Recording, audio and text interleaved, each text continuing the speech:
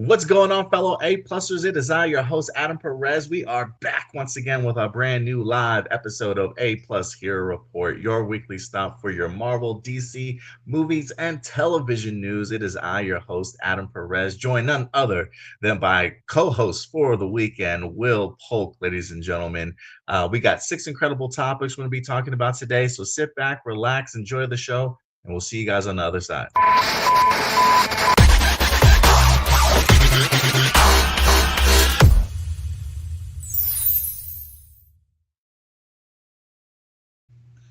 What's going on, ladies and gentlemen? Welcome to another live episode of A-Plus Hero Report, streaming live for you guys wherever you're at on the East Coast, West Coast. Good morning, good afternoon. It is good to see everybody here today. It is I, your host, Adam Perez, and I got my boy Will joining me today. It's been a minute. You guys probably might recall him from some of our Jedi Council times when we broke down a ton of our Star Wars shows over the past couple of years. Will is back. What's going on, man? What's up, Adam? How you doing, man? Pretty good. It's good to see you, Will. I appreciate you coming through today. Yeah, good to see you, and thank you so much for having me on. I know it's the 11th day of the year, but and some people are weird about this, but Happy New Year. Yeah, for sure. No, it's cool, man. I hope you had a good holiday. I hope your Christmas and Yeah, your New Year's went well. What'd yeah. you think about that Panthers game yesterday, man? Oh man, so it's mixed feelings because on the one hand, we've been in the doldrums for many years. I've been a fan of that team since we got the team here in North Carolina, and it was great because if you told me back in training camp that they would even be in contention to the playoffs, but actually make it to the first round in the wild card and literally lose in the last second. I mean, that game went to it literally the last second.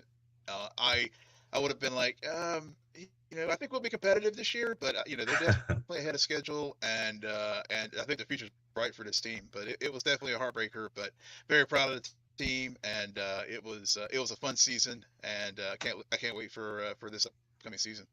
Yeah, man, they gave the Rams everything they could handle yesterday. I wind up Yeah, literally, I didn't catch the whole game. I literally wound up catching like the last half of yeah, the third quarter yeah, and the fourth quarter.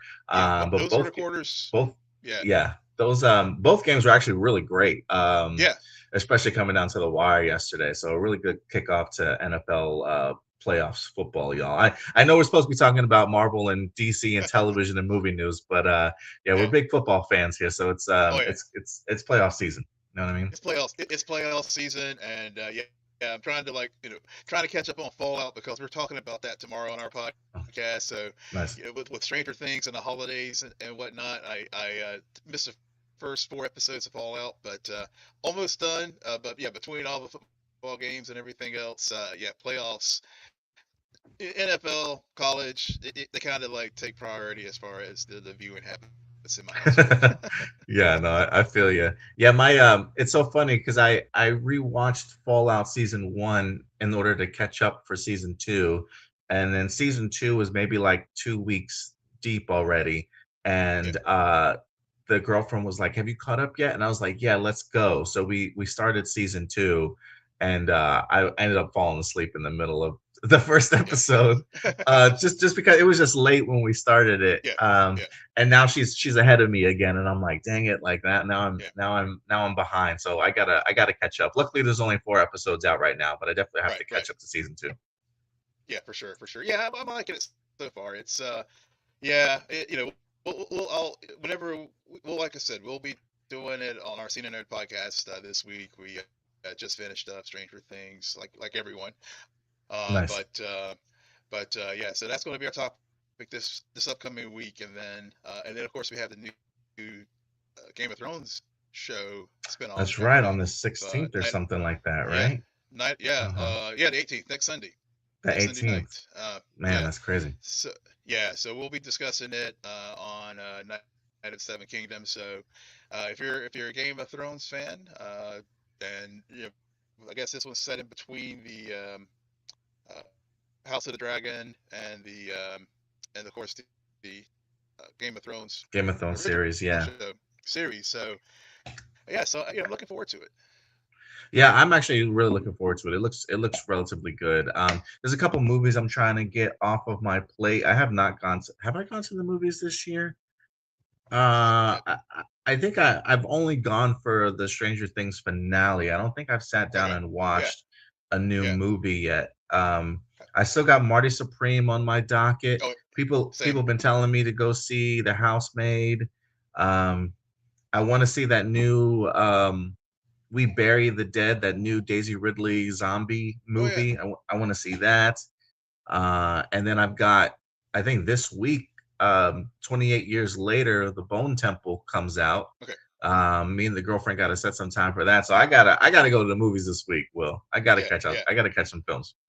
yeah, yeah. I'm in the same place with you. I was hoping to catch the Stranger Things finale in the theater, but it just didn't work out. It was an Yeah, experience, man. yeah. I was wondering how it was watching it collectively with a bunch of people. Yeah, But collectively with a bunch of people that like are emotionally invested. I yeah, mean, you hear the gasps, you hear the sobbing, you hear the cheers. I mean, it really heightens the experience for sure. I'm sure. I'm sure. Yeah, yeah. Um, but yeah, I was tallying up how many movies I saw last year in theaters. I saw a total of 41 Oh in wow. theaters. Yeah, I think that's probably the most that I've seen in a single year. So I'm gonna try and see if I can get to 50 this year.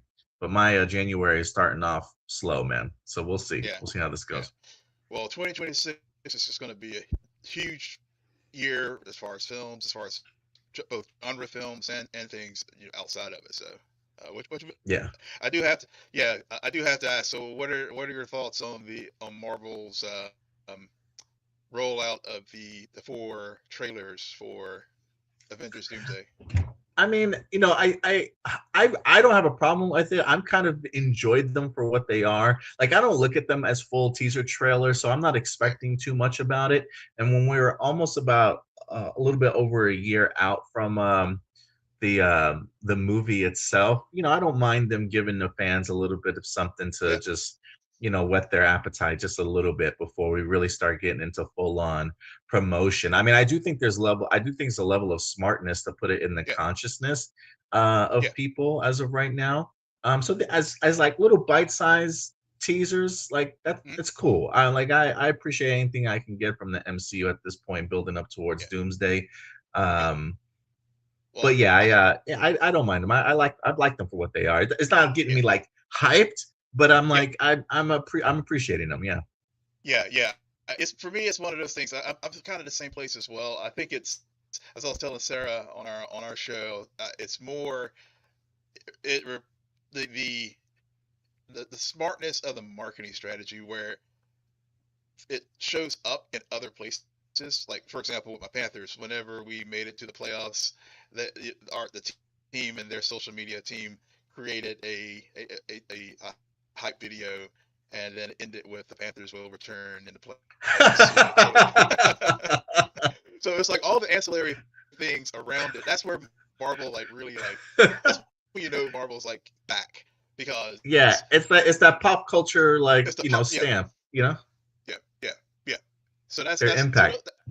yeah, that impact. So that's where I'm like, okay, now okay, I'm feeling it because yeah, I I will not lie, I was kind of getting off that Marvel train a little bit, but then I have to say Thunderbolts definitely got me back on, uh, and um, and so and then to see these little teasers and like I said with the as it starts to infiltrate the cultural zeitgeist again, where people are like Yeah, spoofing yeah. things, sort of like what we saw at with speaking like Stranger Things.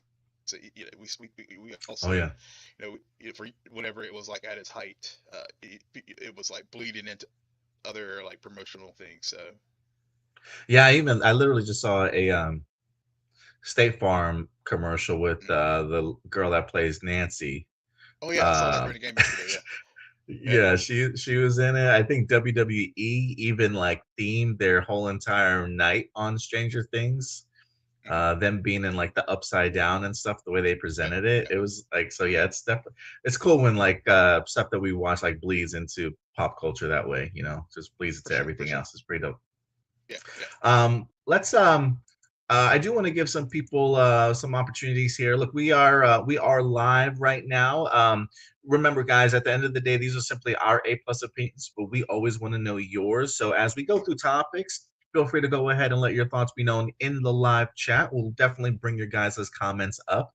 So let's go ahead and go through some of these real quick. And shout out to people joining us live today. We got Ricky Perez in the house. So I saw the first image at a scene from an upcoming Toy Story 5 featuring an older Bonnie holding lily pad. I haven't seen any new images yet from Toy Story as of yet, but we'll see.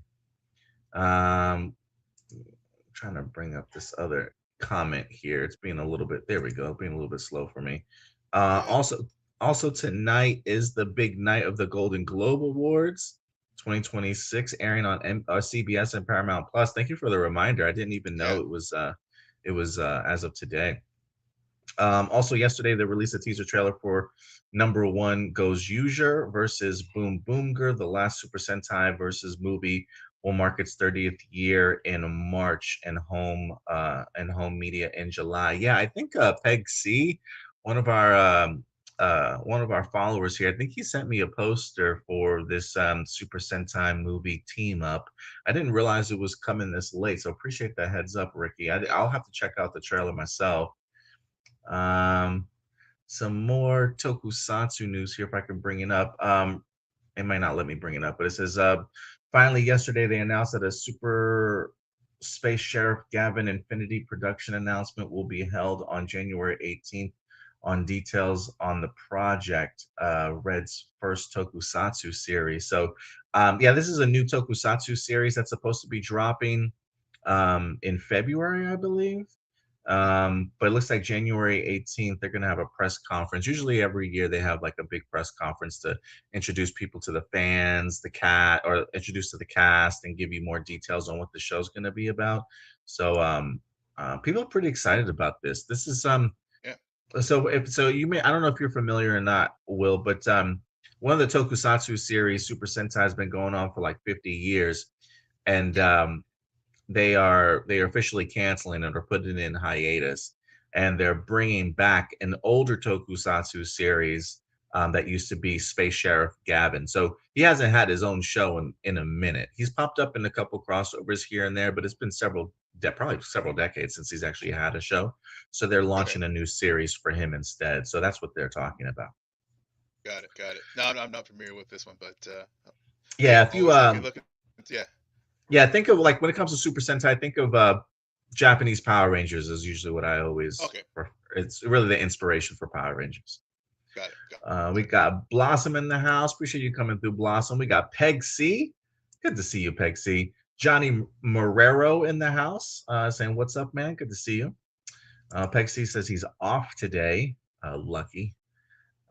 Glad you have the time to yourself today, man. Enjoy the weekend, bro. Um, Pexi says he's been doing some binging of the original Gavin series to mentally prepare himself for the show. So very cool, man. Very cool. Yeah, my Yeah. let me see if I need to, I might need to close some things here.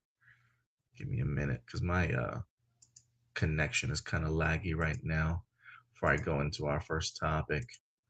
All right. Um, that's okay though. Let me see. Will this let me give me one second. Let me see if it'll let me go into our first segment. Hold on a moment. All right. No worries. No, no. Oh, no first segment yet. Okay. All right, internet. Thanks for being cooperative today. It is one of those days. Will. Oh yeah. Well, Uh, I also have mic issues beforehand, so so so it's my yeah. fault, y'all, for us being late. No, it's all good, man.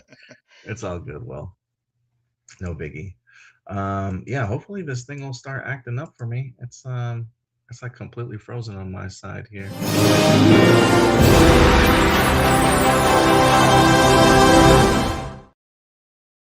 Okay, I guess it's gonna take us to honorable mentions. All right. All right. All right.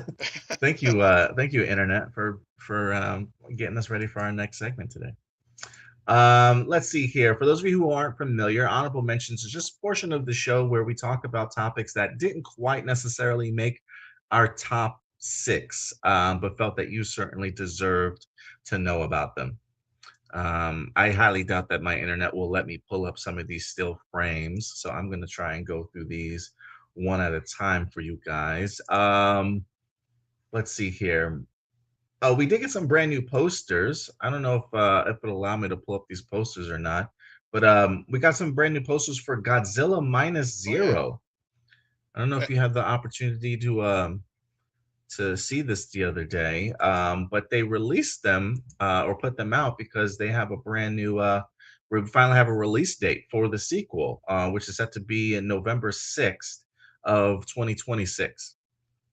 What Yeah. did you think about the first one? Did you like the first one more? Oh, I love the first one. Completely lived up to the hype. I really enjoyed it. Did you get a chance to see it in theaters at all? I did not. I saw it on streaming, but it's definitely it was one of those moments where I was like, damn, I should have seen it in the theater. They had a it was a very limited screening for Godzilla Minus One. I did happen to catch it at my local AMC. Um, well, it's not. It is kind of semi-local. It's maybe like 20 minutes away. It's like one of the bigger theaters inside the Yep. mall. They got like a bunch of screens, so they can afford to kind of put the smaller, limited releases out there. And I remember catching it, and I was blown away, dude. I was so blown away. Yeah. So I'm really excited for the sequel. So the sequel drops Same. June 6th. Let's see here. What other news do we have? For you Black Mirror fans, Yeah. apparently we got a season 8 on the way. Yeah. So look forward to that. I don't know if there's a release date that has been set as of yet, but it has been renewed at least for a season 8. So definitely look forward to that. Yep. What else do we have? We got The Housemaid is in the news this week also, because we have a sequel that's currently going into production. So it's been have you seen The Housemaid, Stuart? I mean, I have not. Will? No, I have not. I have not. Everybody that I have known that has seen this movie talks highly about it. They tell me all the time, Adam, you got to go see it. You got to go see it. So it is on my list of things to do, but it's been gaining enough um, recognition that a sequel is officially in the works. So look Okay. forward to that, Okay. y'all. What else do we got? We have a new poster for the upcoming Sam Raimi movie. Send Help Oh yeah. wind up dropping. Yeah. They I also did see dropped a that. new trailer. Yeah. I did not know that Sam Raimi was making this until I saw the poster last week, and I was like, oh, I had no idea, but good for him. Yeah, this looks really good. I'm actually really excited for this one, to be honest with you. Anytime Sam Raimi, like anytime he's directing something, I'm like, I gotta check it out. I'm such a big fan Yeah. of his style. Yeah. And they did drop a brand new trailer here this week also that just really dives more into Rachel McAdams' sort of character, Hmm. her love and interest of being a survivalist. And now she gets to be in that situation with her jackass of a boss. Yeah. So I think she's gonna be living out a lot of people's dreams in this movie, who are Yeah. frustrated with their boss for sure. Cool. But yeah, it looks good. Cool. Let's see here. We also got some new Supergirl images. Yeah. Supergirl drops some brand new first look ones here. I love this suit, Will. I really Yeah. do. The belt, especially, I think is a really great addition. I think that it is definitely a costume change from what we saw at the end of Superman. It is. But I love this costume on her. Yeah. Yeah. I'm definitely feeling the costume and just really looking forward to this film. Even though I was watching the Hot Mic and Jeff Schneider, he's one of the co-hosts with John Roca, said something that now I can't unsee it, and that is that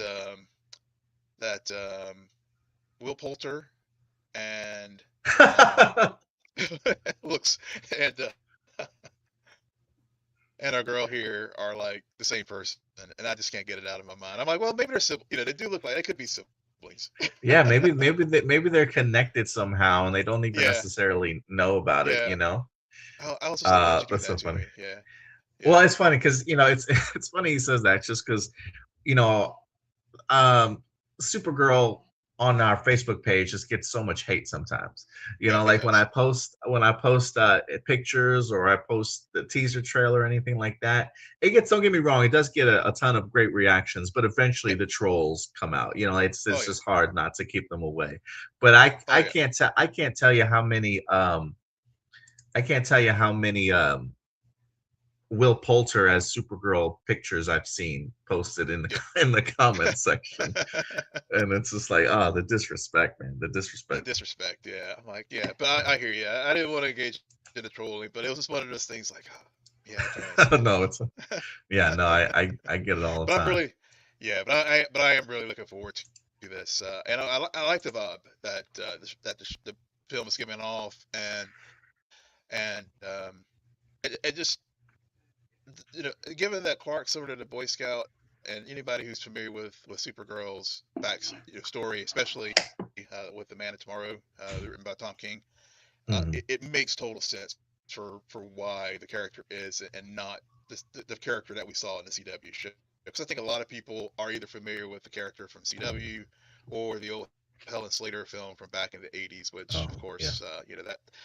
that unfortunately is in that quest for peace level of the film that poor Christopher Reeve had to go through with this final outing as Superman. But yeah, but I think Millie's gonna really gonna do a super excellent job with this, and I think the directing team is also just a vibe from the trailer. I thought it was a lazy take. People said look like Guardians. That Mm. was that was just like, come on, that was just the most unimaginative take ever. But I'm liking the vibe, and I'm looking forward to this film in the summer. Yeah, I am looking very forward to Supergirl for sure. It's funny because well, shout out to my boy Nuclear Man from Quest for Peace. Growing up as a kid, I used to love him as a Yeah, villain for sure. yeah. But yeah, no, this movie should be pretty good. Man, I had a comment on my tip of my tongue, and now I can't remember what it was in regards to Supergirl. Um, Dang it, I lost it. Maybe I'll come back to it. Maybe I'll come back to it. Um, just before we're almost done wrapping up honorable mentions. But Spider-Man is back in the news here. There is a report that's going around, um, or a rumor, I should say, that's going around that apparently Sony is now reportedly more open to sharing their Spider-Man characters with Marvel Huh. Studios. This is from the insider Daniel RPK. I usually don't report on a lot of his stuff. I just don't know how I feel about, or like know what his track record is. So I Yeah. try not to report on it. But I thought it was kind of interesting that he said this. It is a rumor, so take it with a grain of salt. But he says Sony is now reportedly more open to sharing their Spider-Man characters with Marvel Studios. If that's true, that would be wonderful news for those who have wanted more crossovers between the two universes. Um, for me, it's just one of those things where it's like, I mean, I don't know how um, I don't know how. Let me see if I can get this down. There we go. There have been reports that Sony has been wanting to take a break from doing Spider-Man stuff. Um, that they have been wanting to really more focus on Spider-Man Brand New Day, their team up with Marvel right now before they, make any decisions as to where they go, whether they do more spin-offs or anything like that. So the timing of this kind of makes sense. Um, this doesn't read like, oh, they want to give all the rights back over to Marvel. I don't think that would be a smart move on Sony's part from a financial standpoint, but it seems like they're definitely more open to it. So I am kind of curious as to. I mean, they already kind of use characters when they do these team ups, so maybe this is them saying, "Hey, we're still open to this deal that we have with Marvel." Um, but I don't know who I don't like. I don't know where that limit stops for them. in regards to like if there's certain characters that Marvel can't have.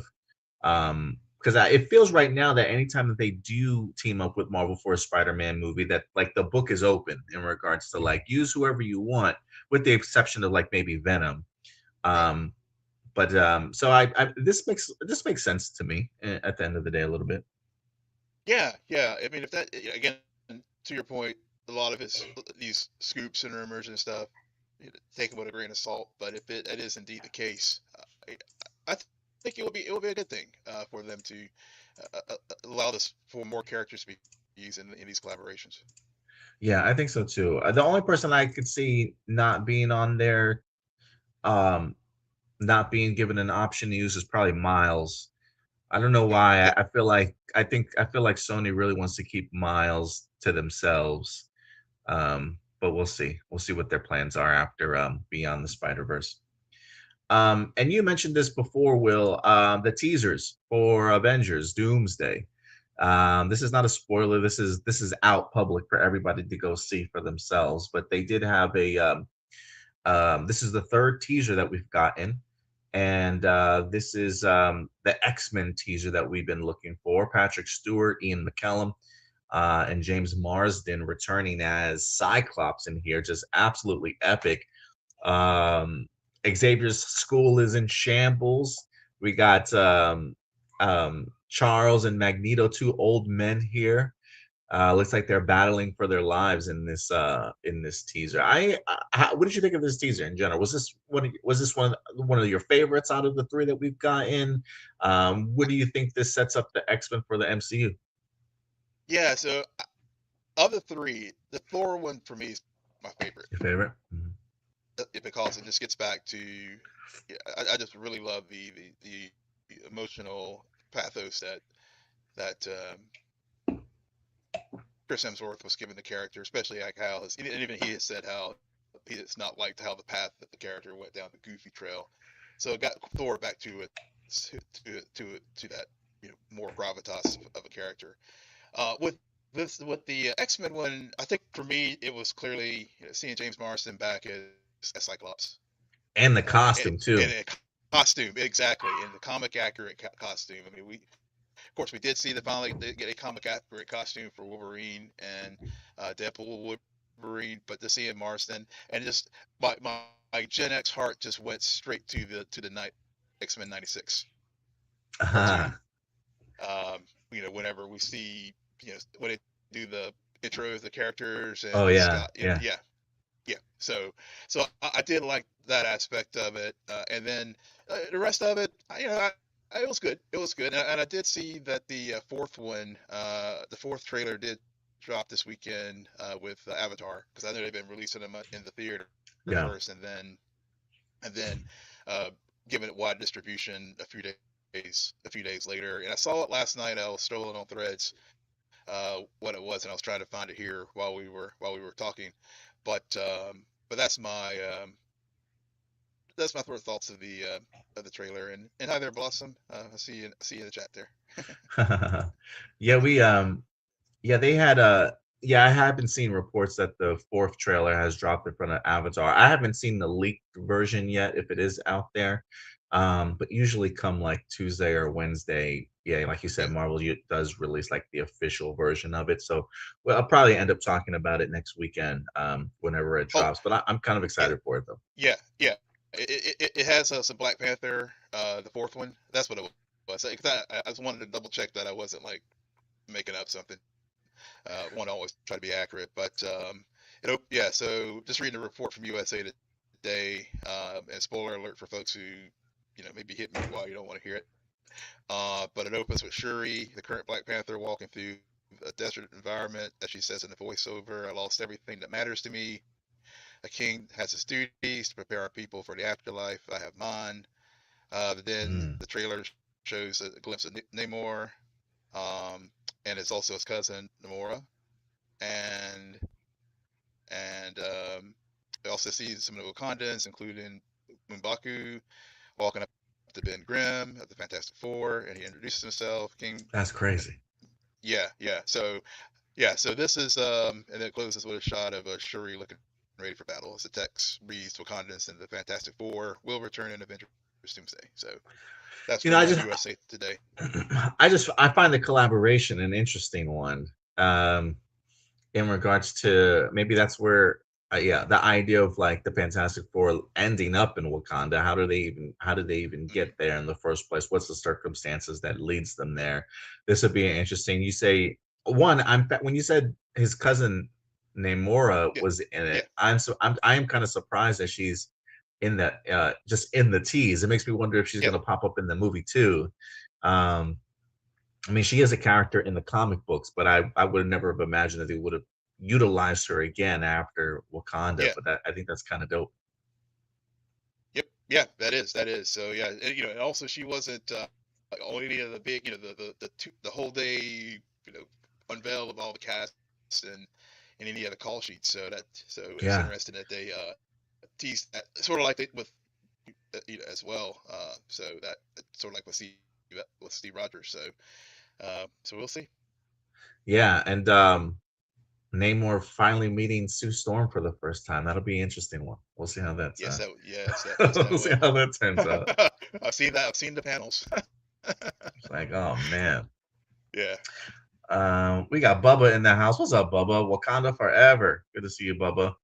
Um, yeah, yeah. Peg C says, I love seeing the Cyclops suit brought to life in live action. Yeah, me too. It looks pretty dope. It's like, bro, what took you so long?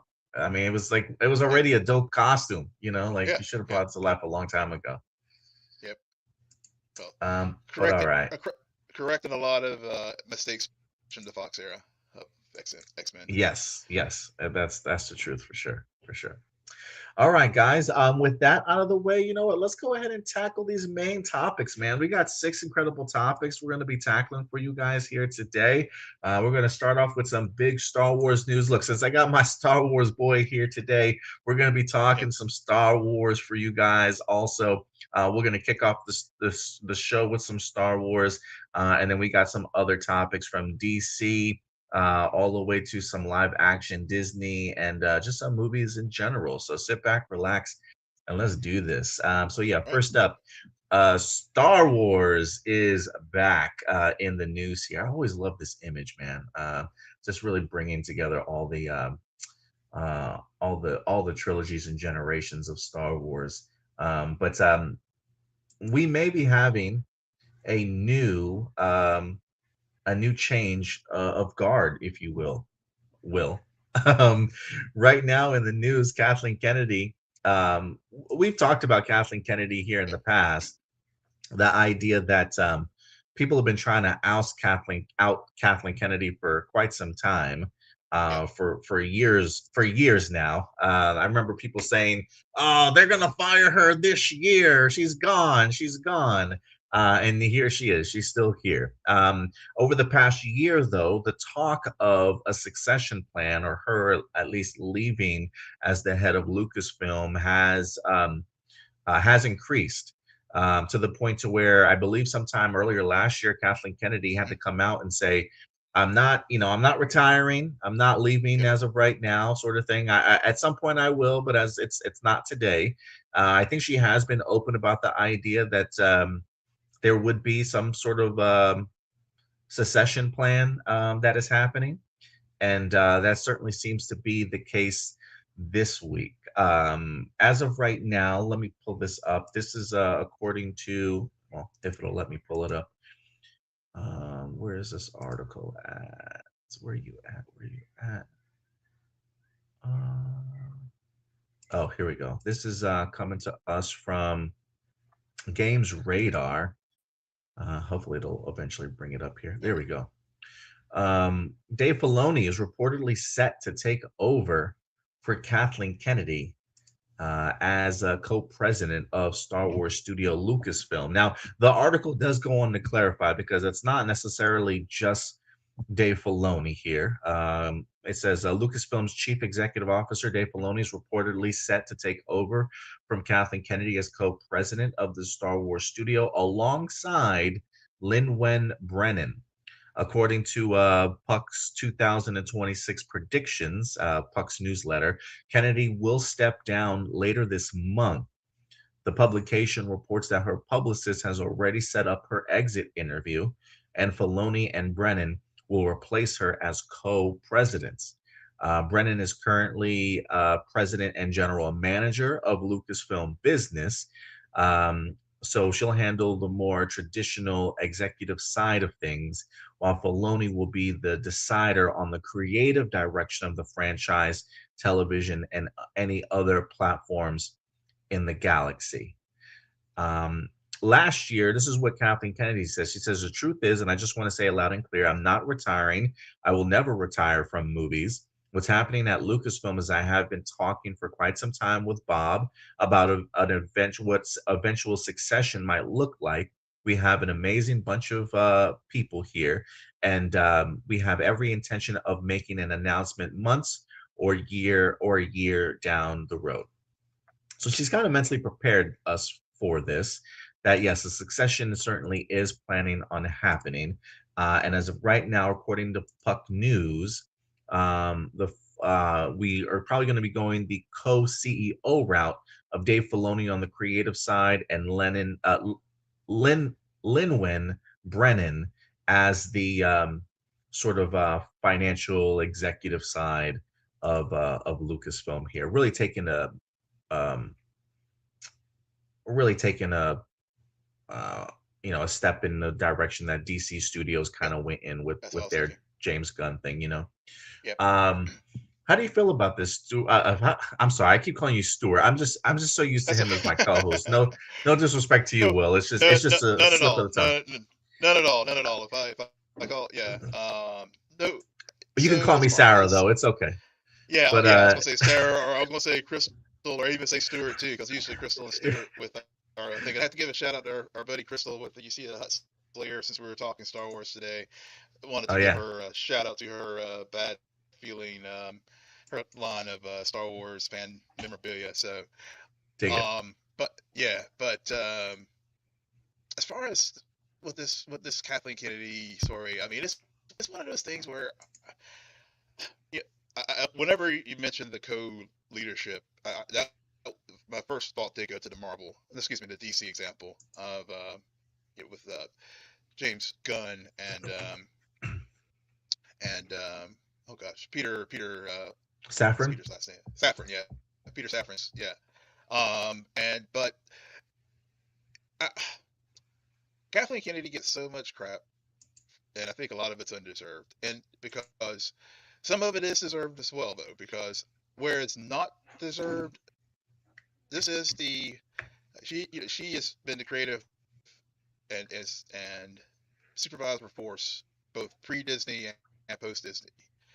But in the Disney era, she is responsible for a lot of good and great, which the great definitely includes the Andor, seasons 1 and 2 of The Mandalorian, and notice I said seasons 1 and 2.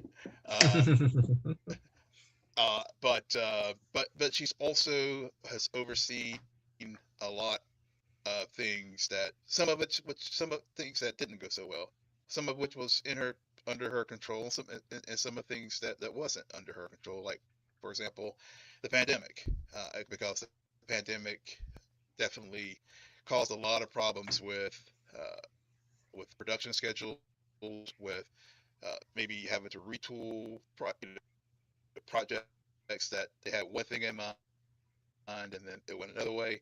But then there's other things where I think, and I don't know if it's her fault. I mean, well, at the end of the day, she is the head, so and some of this may also fall on Disney, especially Disney in the space um, where Bob Iger has stepped away, and Bob Chapek, I think his name was the Yeah. CEO of Disney, and they went through the streaming era, and really wanting to just blow up things on Disney Plus as far as just creating content for that streaming platform.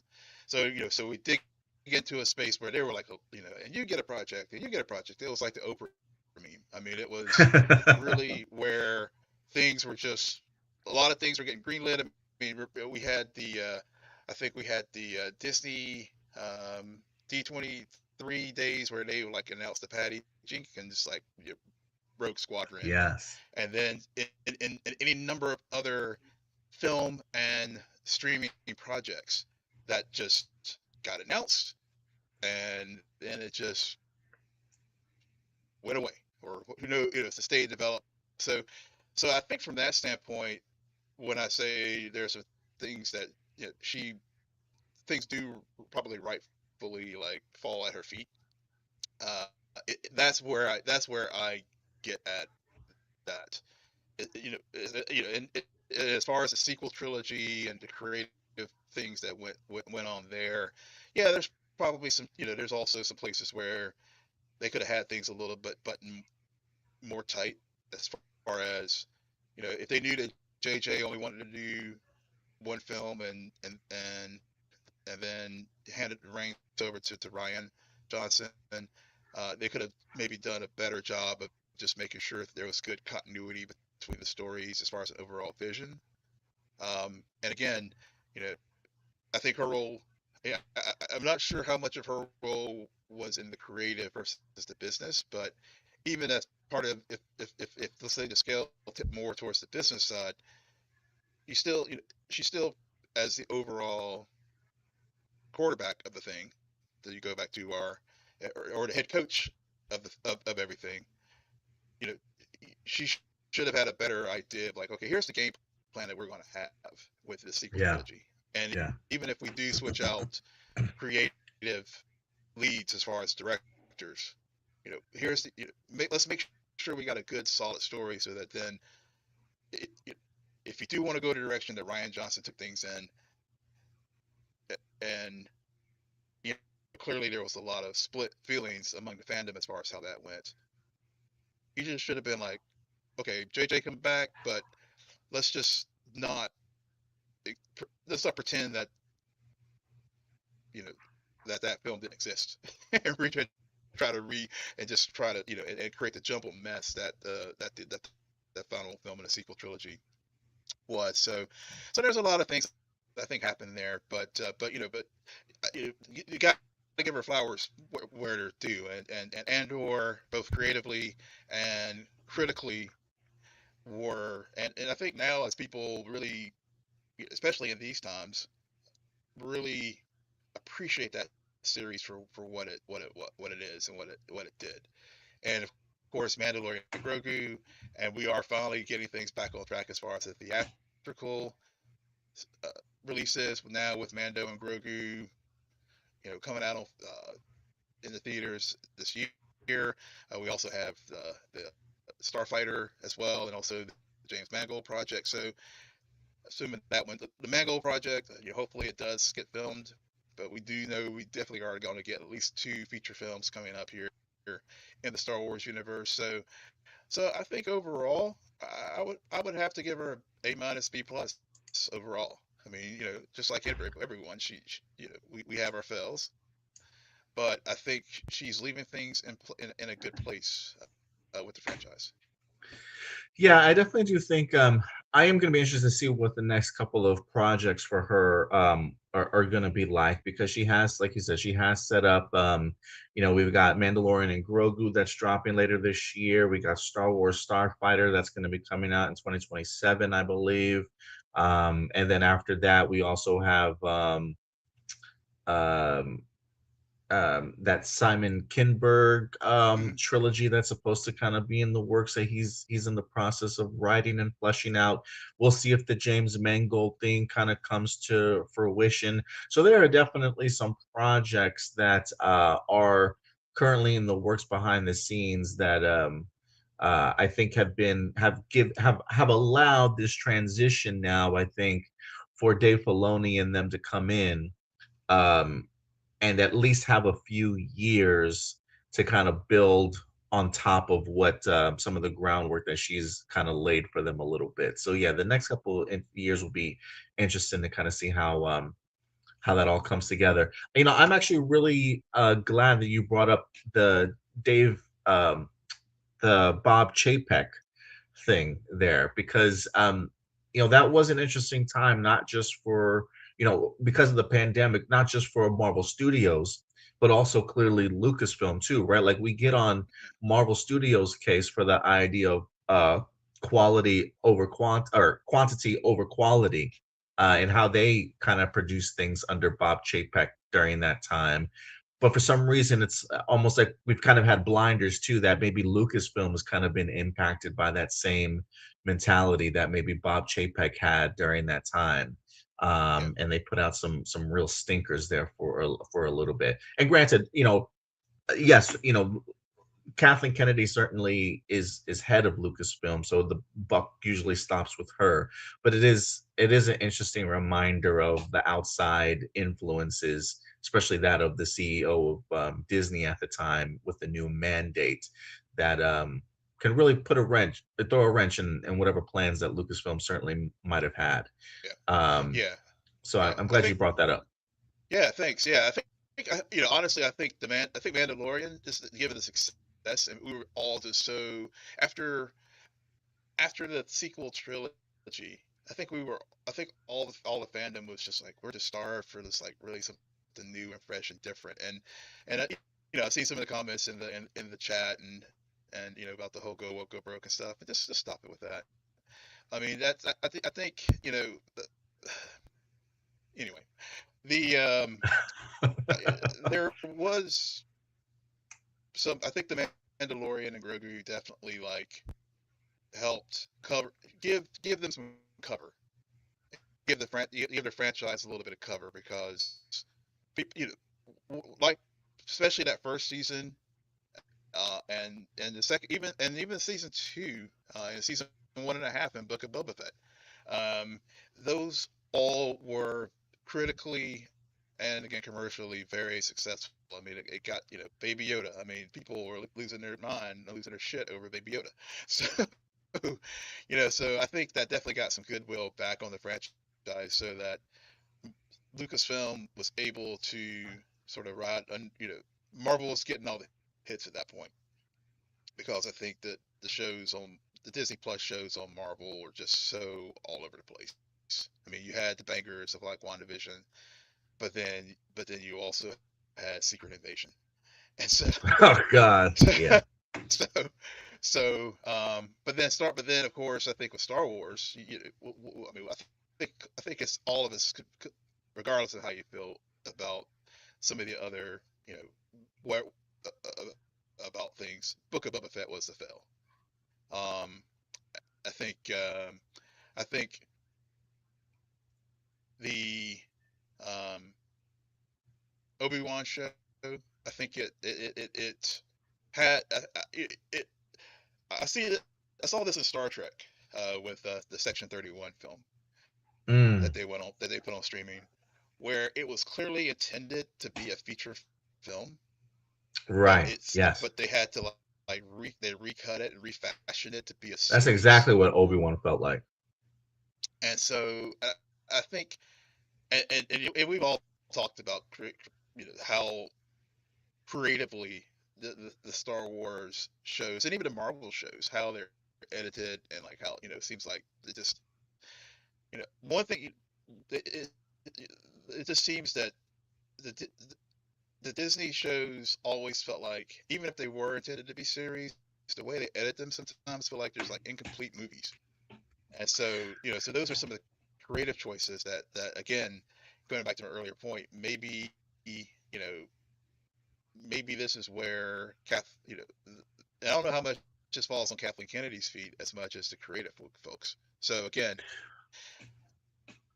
yeah. So buck stops with the CEO, as always. But some of these things also, um, like I said earlier, some things are probably definitely you can lay at her feet. Some things are just things beyond her control, and, they all. I just don't know. I'll just be completely honest. I don't know how much Big Disney was pushing his thumb on things at Lucasfilm, um, that may have created some of the situations that we saw during portions of her tenure.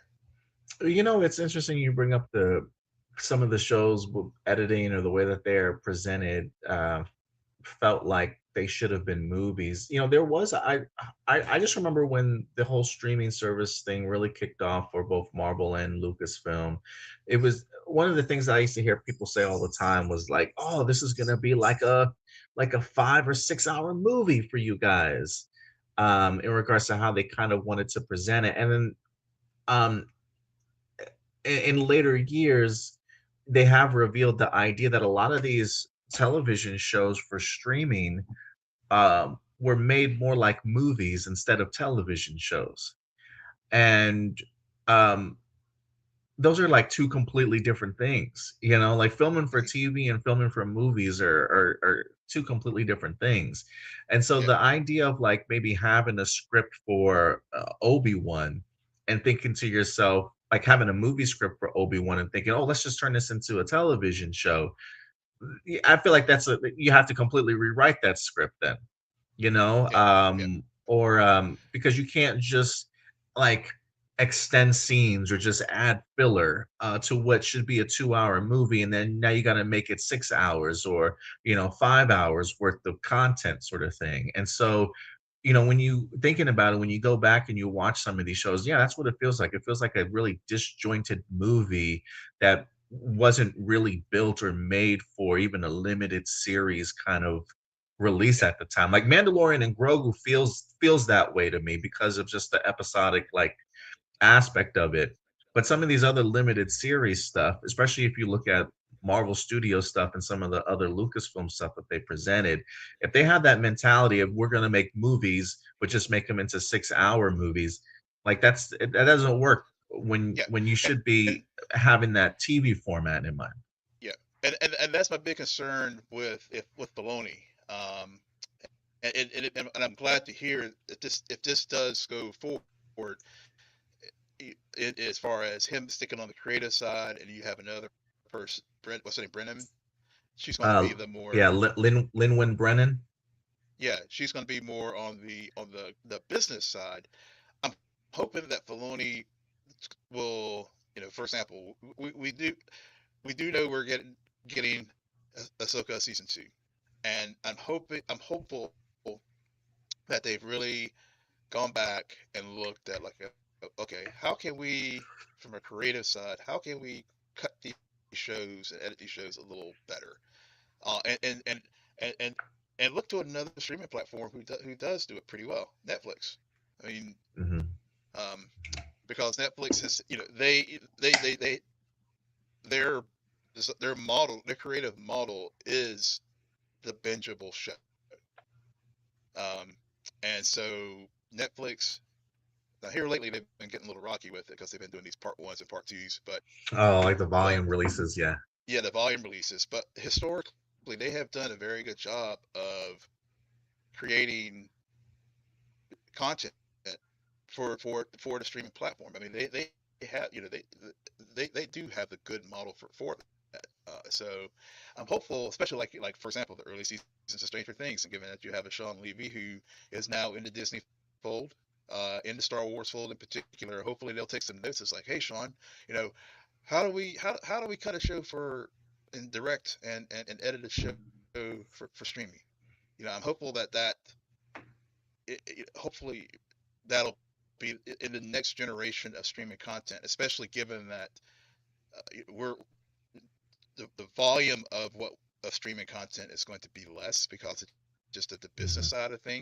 I'm hopeful that they'll do a better job of just like structuring shows so that we don't get what we saw in generation one of streaming content on Yeah. this platform, where it's just like you gotta yeah, you'll see the runtime. It used to piss me off so much about the Star Wars shows. I'm rewatching Skeleton Crew with my wife now, and you'll see the Why is this runtime. episode 25 minutes? Why? Yes, Why is that? exactly, Why? exactly. It's like 40 minutes of runtime, but then when it's really only like 20 minutes of story and like another 20 minutes of credits. So I'm really hopeful that they will like figure out Yo, how to like properly cut these shows, because that's another I thing I feel hate so does. robbed. Yeah, yeah, It's you're right in the idea of a bingeable show because like literally when I watch Stranger Things, or just a lot of shows on Netflix. Like each episode ends on some sort of cliffhanger or some sort of OMG moment that like makes you literally want to go and watch the next season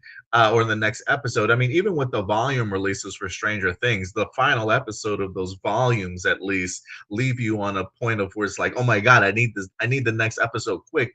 But there been countless times I've watched the Star Wars show, whether that be the Acolyte or Ahsoka, and it ends, and I'm just like, that's it. Like Yeah, credits, credits just pop up. I'm like, yeah, that's it. There's yeah, no yeah, momentum in regards to moving on to the next thing yeah, sometimes. and, And yeah, and yeah, it really minimizes it. yeah, yeah, and maybe like for example, we got Wonder Man coming up. I know I'm trying not to like talk about Marvel content, but it is on the it is all big, all Disney. But they're dropping all the episodes all at once, and maybe you know if it I think it gets to the like for me it's like one of those things. If you're going to if the plan is to do a weekly release for a show, do it like the old traditional way that when seasons were like 20 episodes long or whatever. Go. I know we're not going back to that era, but if you are going to do an 8 to 10 episode season and you're planning on doing a weekly drop, I mean, like The Boys, for example, on Amazon. Amazon, again, you looking at other platforms. Amazon is a good example of a platform that, you know, with their shows, know if they're going to do the weekly drop, then it's a beginning, middle, and an end. Um, whereas, or like they're doing now with like some of these shows, if you're going to go more like you said, with if you're going to end it on a note where you do want people to binge it, then cut it that way. But it's just this hodgepodge of like content of how these things work. Sometimes it hurts some of the IP, I think, because Yeah, like yeah, because I mean like Skeleton Crew, I felt whenever we watched it, it felt it worked as a weekly release. Um, Ahsoka yeah, I did. probably would. Ahsoka honestly could have been a binge. Hmm. Yeah, I I will say in regards to the Filoni thing, I kind of dig the co-CEO route of things here. I do like the idea of maybe taking some pressure because Dave Filoni is definitely not in position to be an entire head of Lucasfilm as of right now. So the smart decision on their part, I think, the co-CEO is certainly the perfect route. I think if you're gonna go here. I'm not too familiar with Lin Wen Brenner's work for Lucasfilm outside of her being like the the manager on the business side and whatnot. So I'm keeping my fingers crossed that she certainly knows the ins and outs of being some level of executive producer also, and at least making sure that the finances for Star Wars, whether it be the budgets or whatever the case may be, are allocated really well. The idea of keeping Dave Filoni focused on creative, I do think is certainly smart. Um, the Dave Filoni story is just an interesting one to me because there was a time period, and people may want to try and be history revisionists now, but there was a time period where people were hot for Dave Filoni, where Dave Filoni was like the hottest thing that Lucasfilm had. And they were just like, give this man whatever he wants. If Dave Filoni wants a movie, give it to him. If he wants to be the head of Lucasfilm, give it to him. Run everything through Dave Filoni. I mean, people love them some Dave Filoni. And then ever since Ahsoka season one came out, people are it been a lot of really lukewarm on him. And one of the things that I've said for Dave Filoni is like, look, it takes time to transition from animation over to live action. So there's a part of me that is hoping that when it comes to Ahsoka season two, I would like Dave Filoni to show me, hey, I've learned a thing or two from season one. I've taken a lot of notes from live action directors, and I've been around a lot of big heads here in Lucasfilm that I've improved. I'm really hoping that Ahsoka season two improves upon season one. I want to see further growth from Filoni. If he can show that to me, um, then I will feel a little bit more comfortable about the idea of him being on the creative side of things. And my only thing is that I have heard stories before of people saying, had Dave Filoni been the head of Lucasfilm, we may not have gotten something like an Andor. And that might be true. I don't know how Dave Filoni felt about Andor at the end of the day. Um, but I am just hoping because people say, he's got such a love for Ahsoka. He just wants to do these animated series in this time period and stuff. I just hope that as the creative person, that really is going to be pushing Star Wars in his vision and in a new direction. I do hope that he has an open mind in regards to Hmm. content that just new content and Yeah. bold direction, and that he doesn't just stay in what is comfortable for him and in his wheelhouse. If Yeah. somebody pitches him a really cool live action concept that takes swings and does things differently, maybe in a completely new timeline or revisit another timeline that we haven't really played around with, I'm hoping that he's flexible enough to be like, you know what, that sounds incredible. Like let's try and figure out who's going to work perfectly for this series, bring them together and then make this work. Instead of thinking to himself like, I really want us to focus on this era only right now, and we got to do this first before we do this first. Like I just hope he doesn't get stuck in what he's most comfortable with.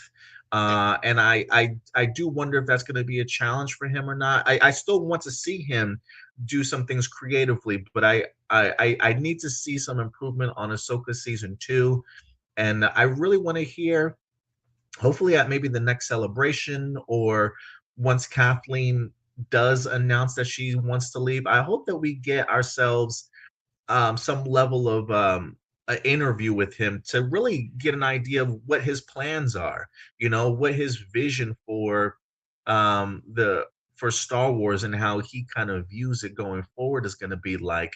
Because I think that's really important to hear from Filoni to give people some levels of comfort.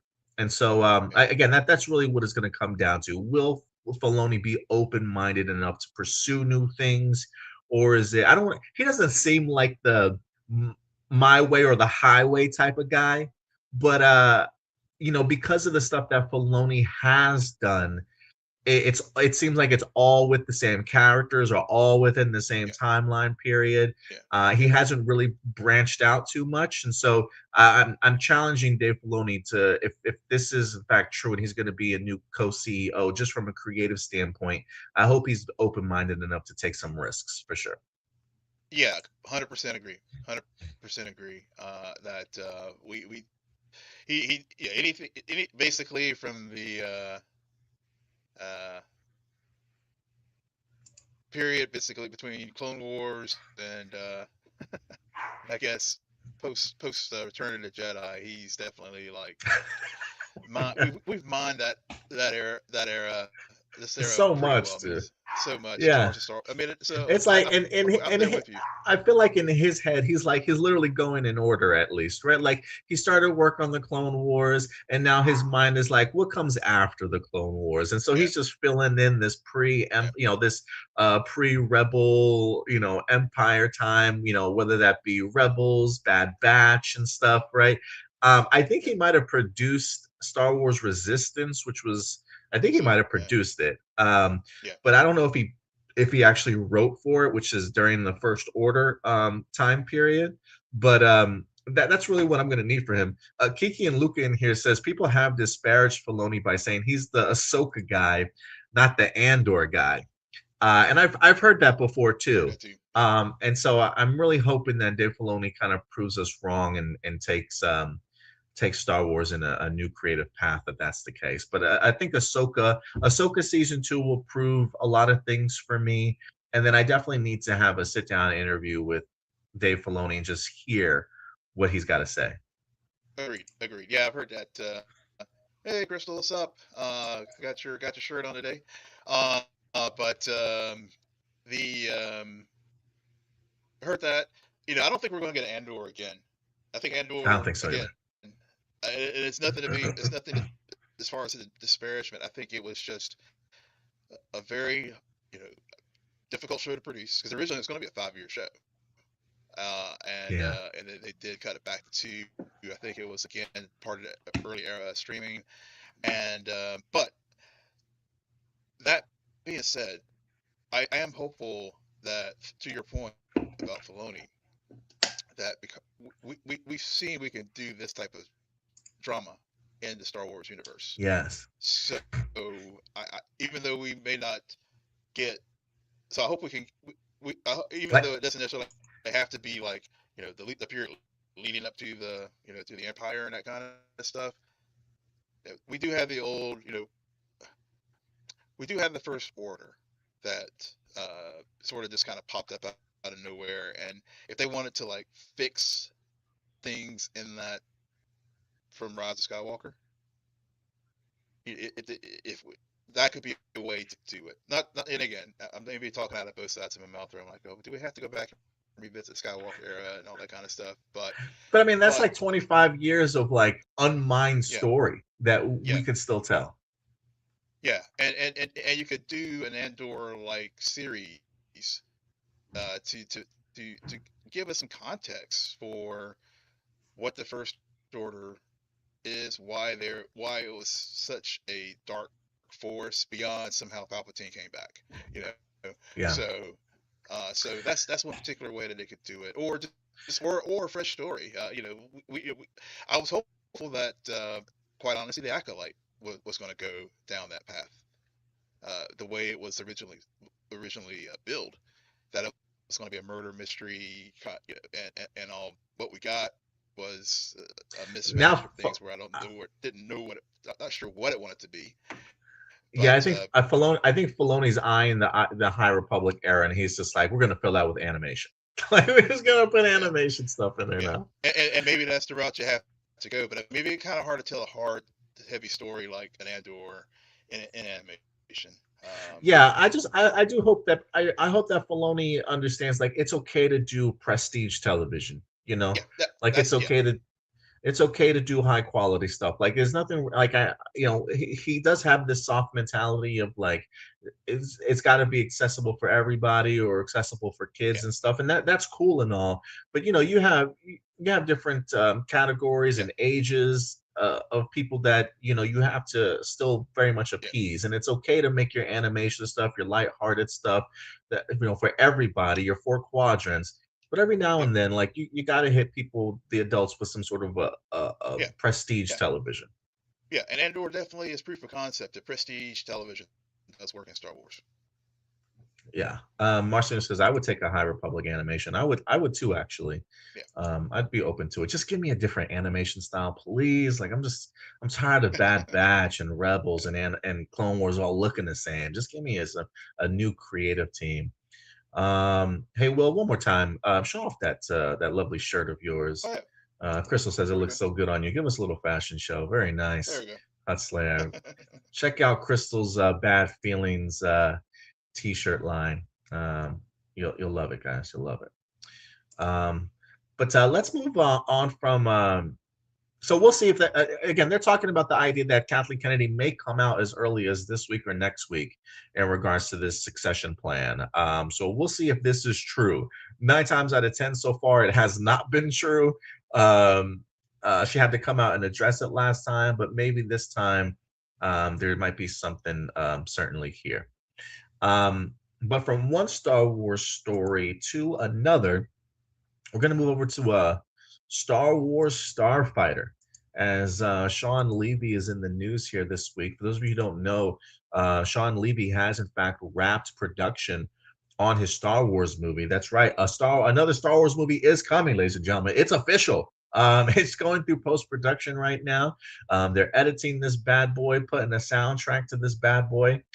So outside of Mandalorian and Grogu, Star Wars Starfighter will be next.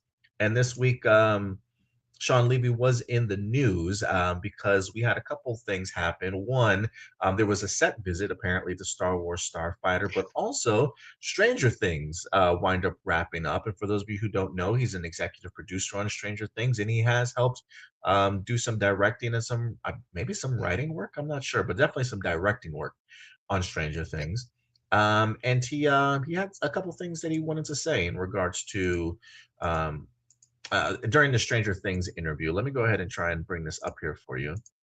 One of the interviewers say, "I'm sure you've seen recent headlines asking if Stranger Things is the next Star Wars, and you're kind of in both worlds. So, what can you tease about Star Wars Starfighter?" He says, "If I've learned anything on Stranger Things, is that you can get intimidated by the scale of franchise expectation, but you will lose your way if that's your focus. I've learned the need to stay rooted in character, themes, and relationships on screen. Yes, there's spectacle and scale, just like Stranger Things. And of course, Star Wars Starfighter has spectacle and scale and adventure at a level I've never done in my whole career. But like Stranger Things, it's also very more anchored in a human scale character size story. I think that if I can balance the epic and the intimate the way that the Duffers have with Stranger Things, I'll make a movie and an original and new Star Wars adventure that can be really satisfying to fans and audiences. Well, I gotta say, um, I am really inspired by this answer. Mm, I really me too. hopeful by this answer in regards to what he can possibly bring to us when it comes to Star Wars Starfighter. I'll say this. For those of you who don't know, one of the episodes that he directed was the escape episode for Max out of the mind of Vecna. I can't remember if that was episode 7 or if that was episode 6. The Okay. escape from Casmataz or whatever it was when she tries to help Holly escape also. I was a really big fan of that episode. I saw it was Mm, directed by him, and so I was very keen on kind of paying attention to how that episode was going to transpire. There is a very long monologue in here by Max that I think kind of throws the pacing of the episode off just a little bit, but I won't give yep. that to Sean Levy because that's more of a writing thing, and maybe an editing thing in the booth also. But as an entirety of an episode, I thought it was directed beautifully. He's There's also always a great addition of music that helps, especially with some of his editing choices. The back and forth of seeing Max and Holly both running towards their memories in order to escape, I thought was a really great sort of climactic moment. The idea of like having to see Lucas running with Max and having the threat of the Demogorgons chasing them down, sort of thing. There is a level of intensity that really works. But I also love the intimate scenes that he had to kind of work with. Like even the I think that's also the same episode where we get Nancy and Jonathan having to do their non or their unproposal or their non-proposal Yep. scene. Yep. Um Really directed beautifully with really great emotions and stuff. In the article, he talks about how difficult it was because of like the stuff melting around them and whatever the case may be, and just like from a set design, just trying to get it kind of all together. But I would challenge people to go back and watch Stranger Things and specific episodes that Sean Levy directs.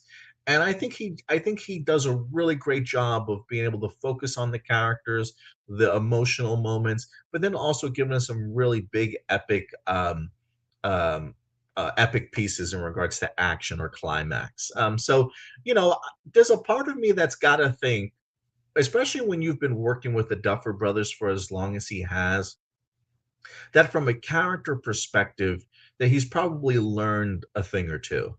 And one thing that I hear from a lot of people on the Star Wars Starfighter, whether that be Ryan Gosling, whether that be Mia Goth, whether that be Matt Smith, one of the things that they said is that, and again, you can say, look, every actor is going to say this, but I am always fascinated with how confident they feel in the script.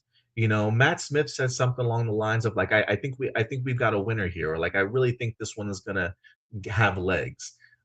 Mia Goth, who's been in great things from like Frankenstein recently, saying how much fun she had on this set and just how like impressed with the script that she certainly was.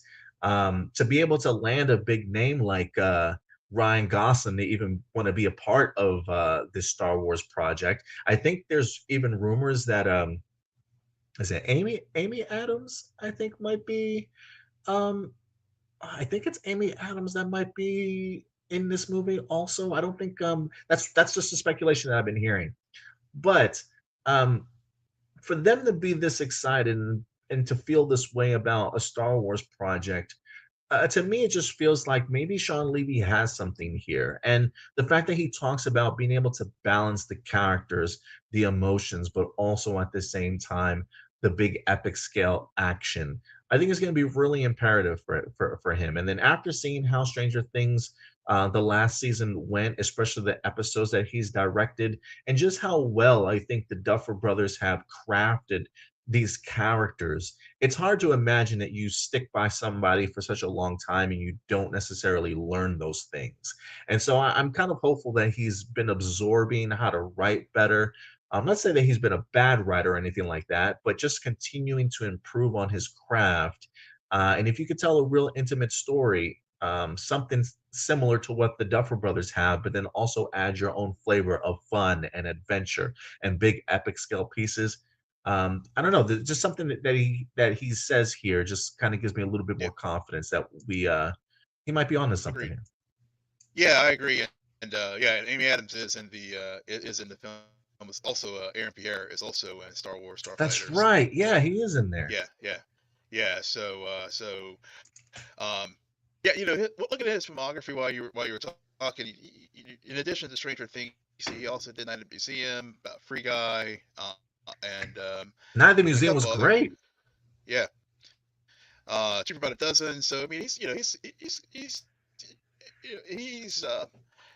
he's got a lot of experience, and I liked what he said, as you noted, working on Stranger Things, and he's been with Stranger Things since the get. I mean, he was one of the Yes. producers with the show going back to 2016. So he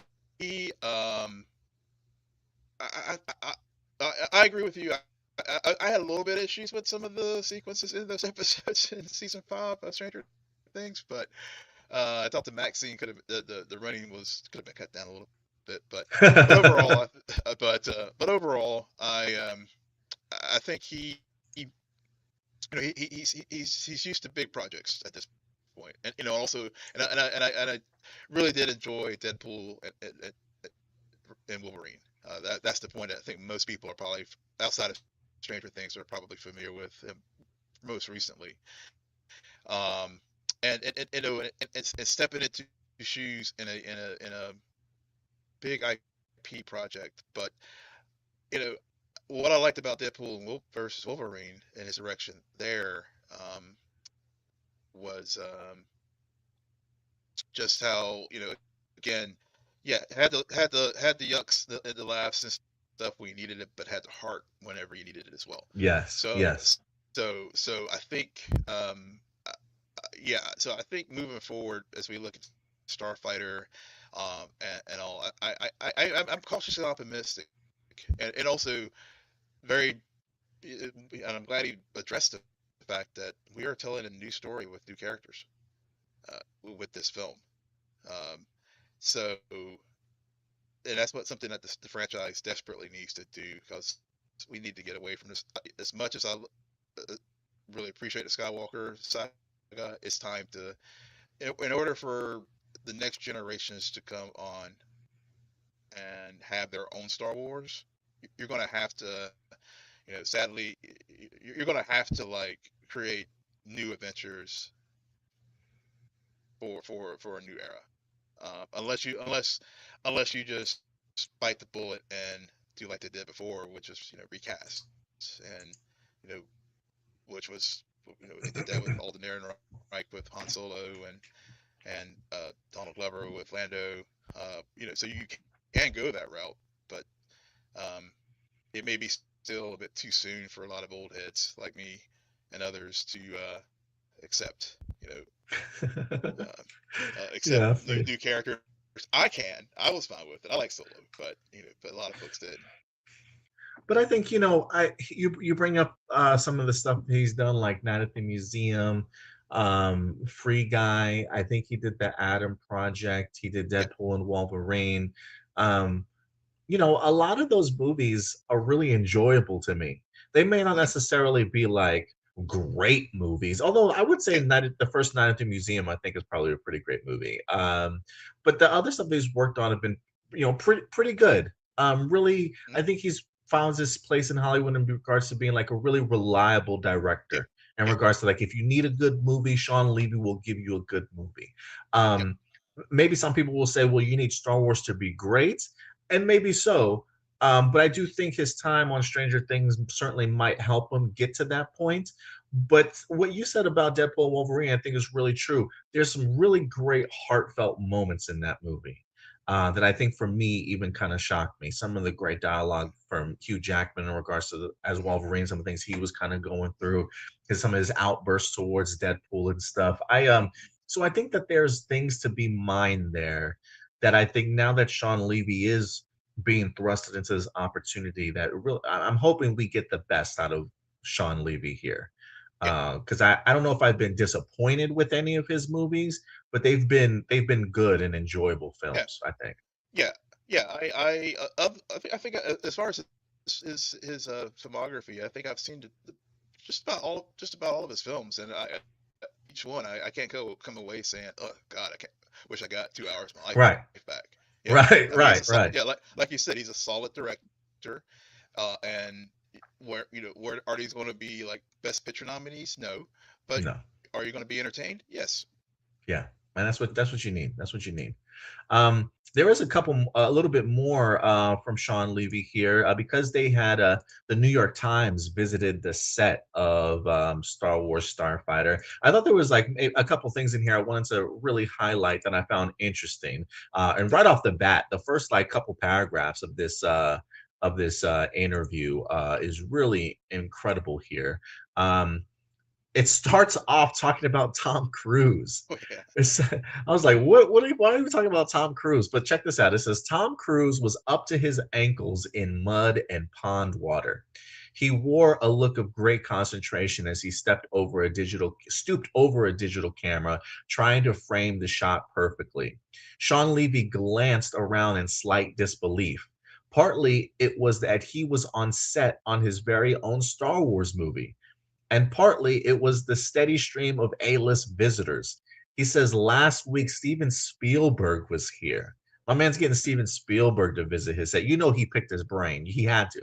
Oh yeah. Oh yeah. And and now Tom Cruise is wielding a camera, ruining his very nice shoes. It says it was a brisk morning in November, and Cruise had dropped by from nearby London, landing his helicopter on set as the crew piped in Mission Impossible theme over the loudspeakers.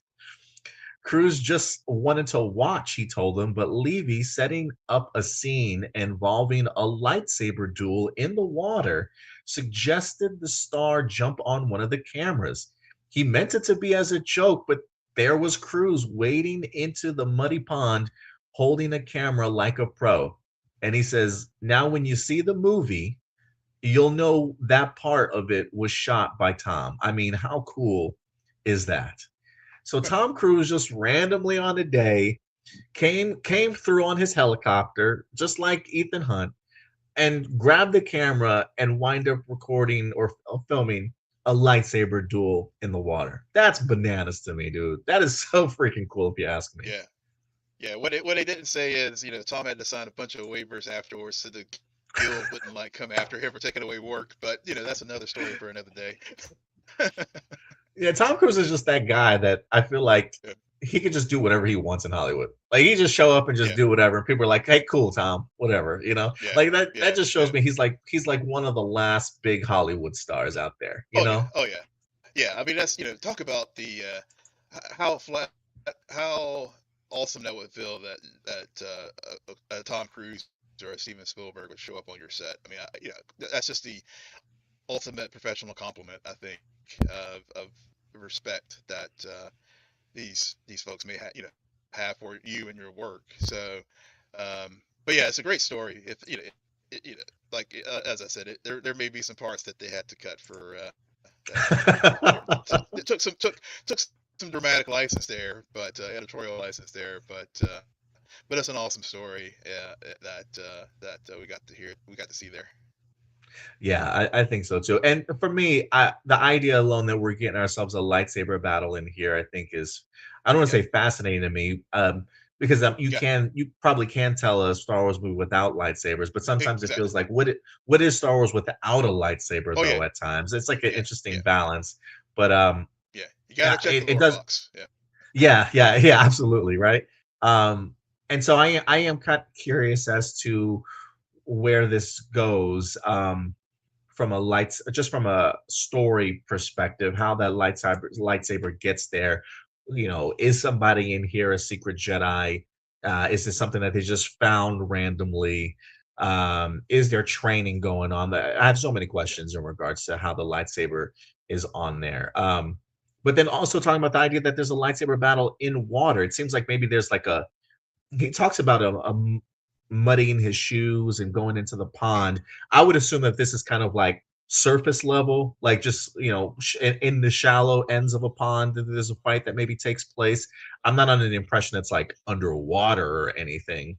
But I for some reason I go back to thinking of I don't know if you saw this Netflix series the Last Samurai or something like that. yeah, They have a one of their climactic battles towards the end of the season goes from like this canopy of fireworks, mm, um, and then they rush into the shallow end of like some type of pond or lake, and it's such a cool freaking battle. And now I'm just imagining that with lightsabers, oh yeah, and I don't know if we've seen anything like that from a Star Wars perspective. Maybe the closest is like Rise of Skywalker, where they're in yeah, the middle of the ocean.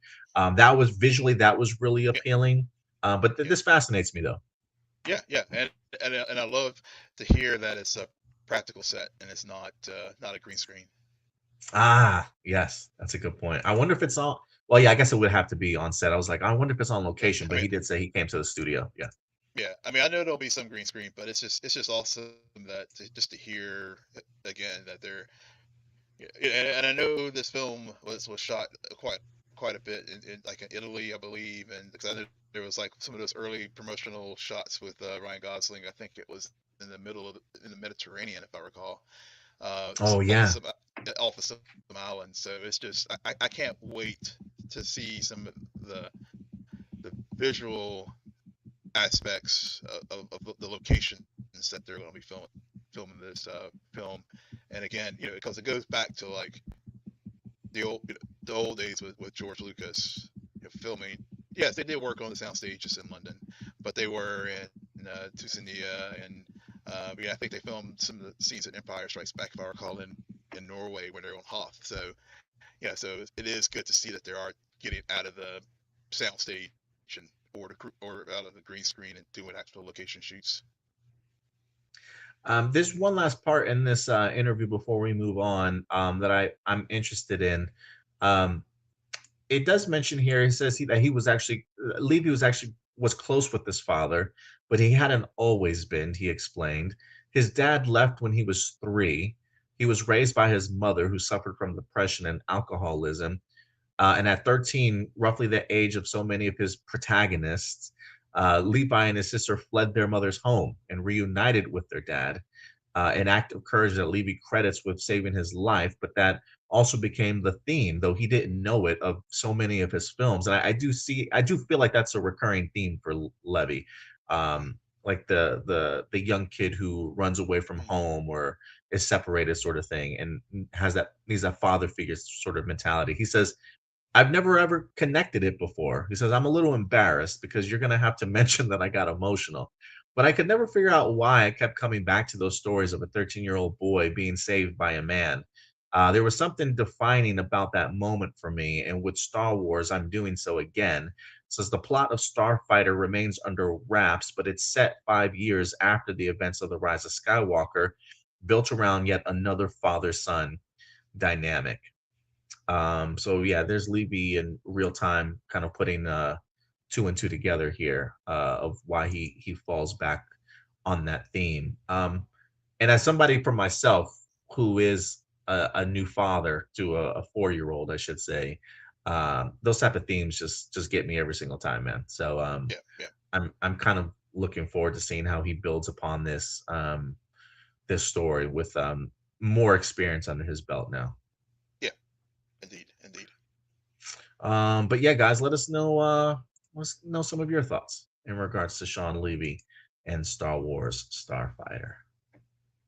And with that out of the way, let's move on to our next topic. Will, we're going to get into from Star Wars, we're going to move over to the world of DC. We're going to jump onto this Elseworld story as the Batman is back in the news here this week. We've been slowly, ever since the Batman Part 2 has been greenlit, we knew that the script had come in. James Gunn, Matt Reeves, extremely excited for this next iteration of Batman.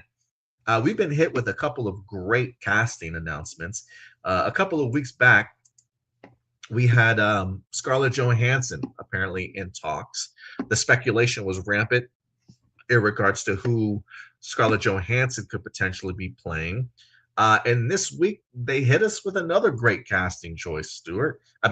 Will, as Sebastian Stan this time has been name dropped for joining the Batman. Apparently, he is currently in talks. Phenomenal actor, but he joins the cast of the Batman Part 2.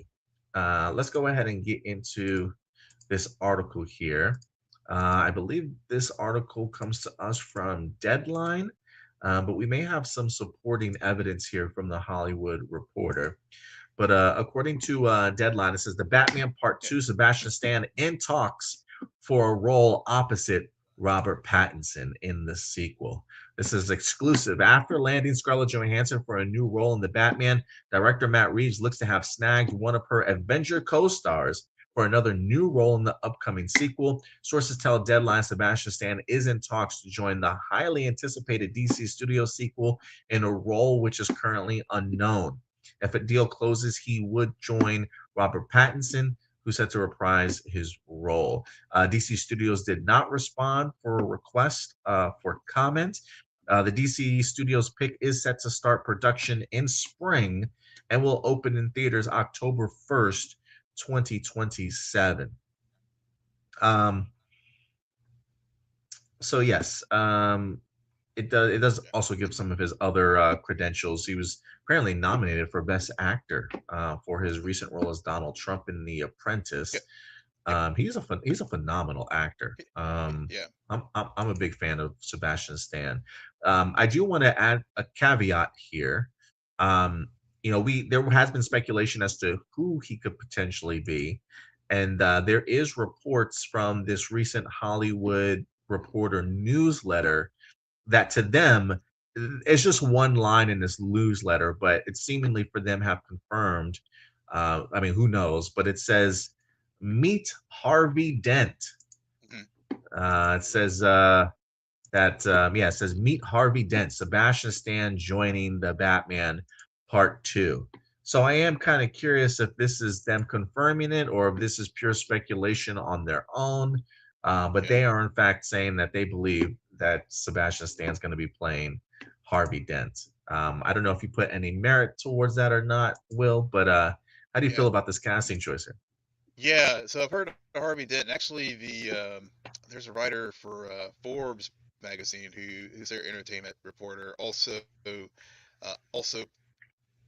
suggested that it was going to be Harvey Dent, and also went further and gave some noted that this also could give some light on who Scarlett Johansson is playing Johansson in the might role, be. because I don't think her character has been yeah, and so because I think if I recall when Scarlett Johansson was tied to this project, and folks, just given that these are showing up in the trades, the official, these aren't like usually if it's showing up in like your Hollywood Reporters, Forbes, you know, magazine deadline, etc. It's pretty much you can pretty much guarantee it's going to happen unless something really funky happens. So these, so so with respect to Johansson, this article in Forbes noted that that Matt Reeves said that her character is someone who hasn't shown up on screen before.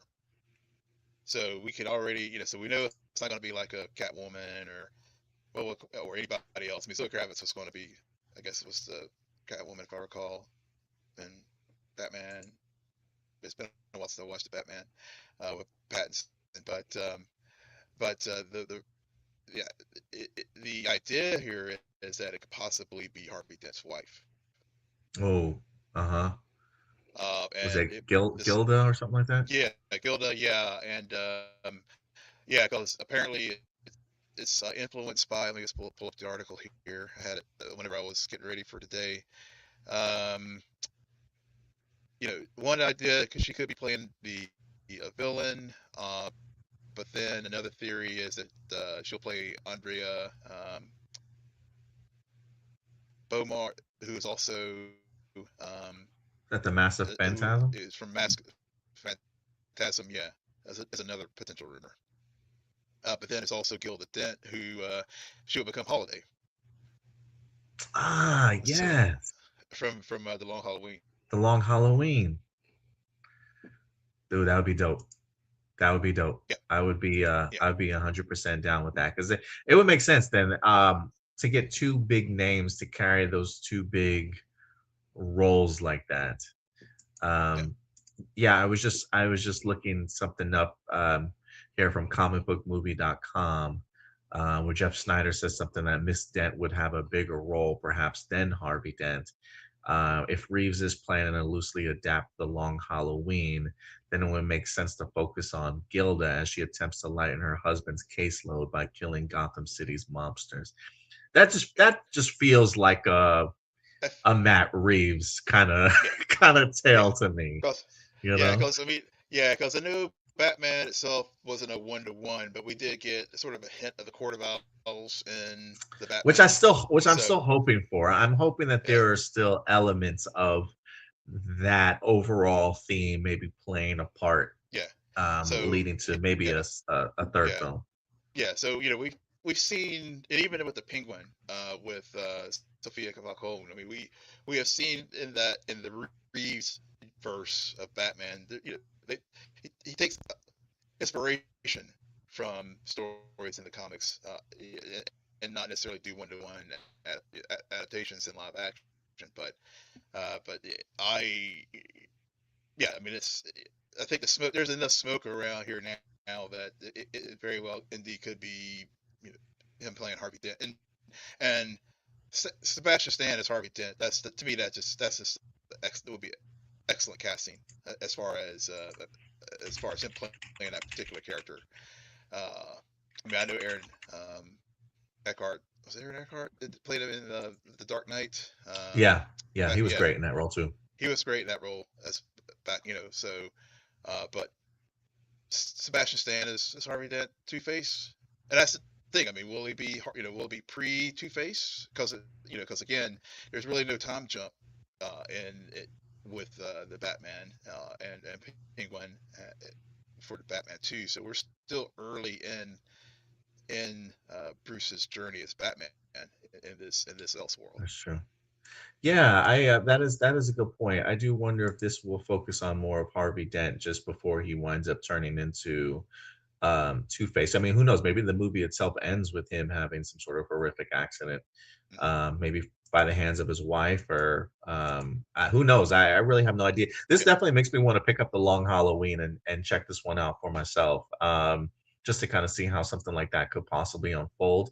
The idea of him being Harvey Dent and eventually going on to play Two Face, I think would be brilliant. Just because I literally just saw him in this movie on HBO Max called A Different Man.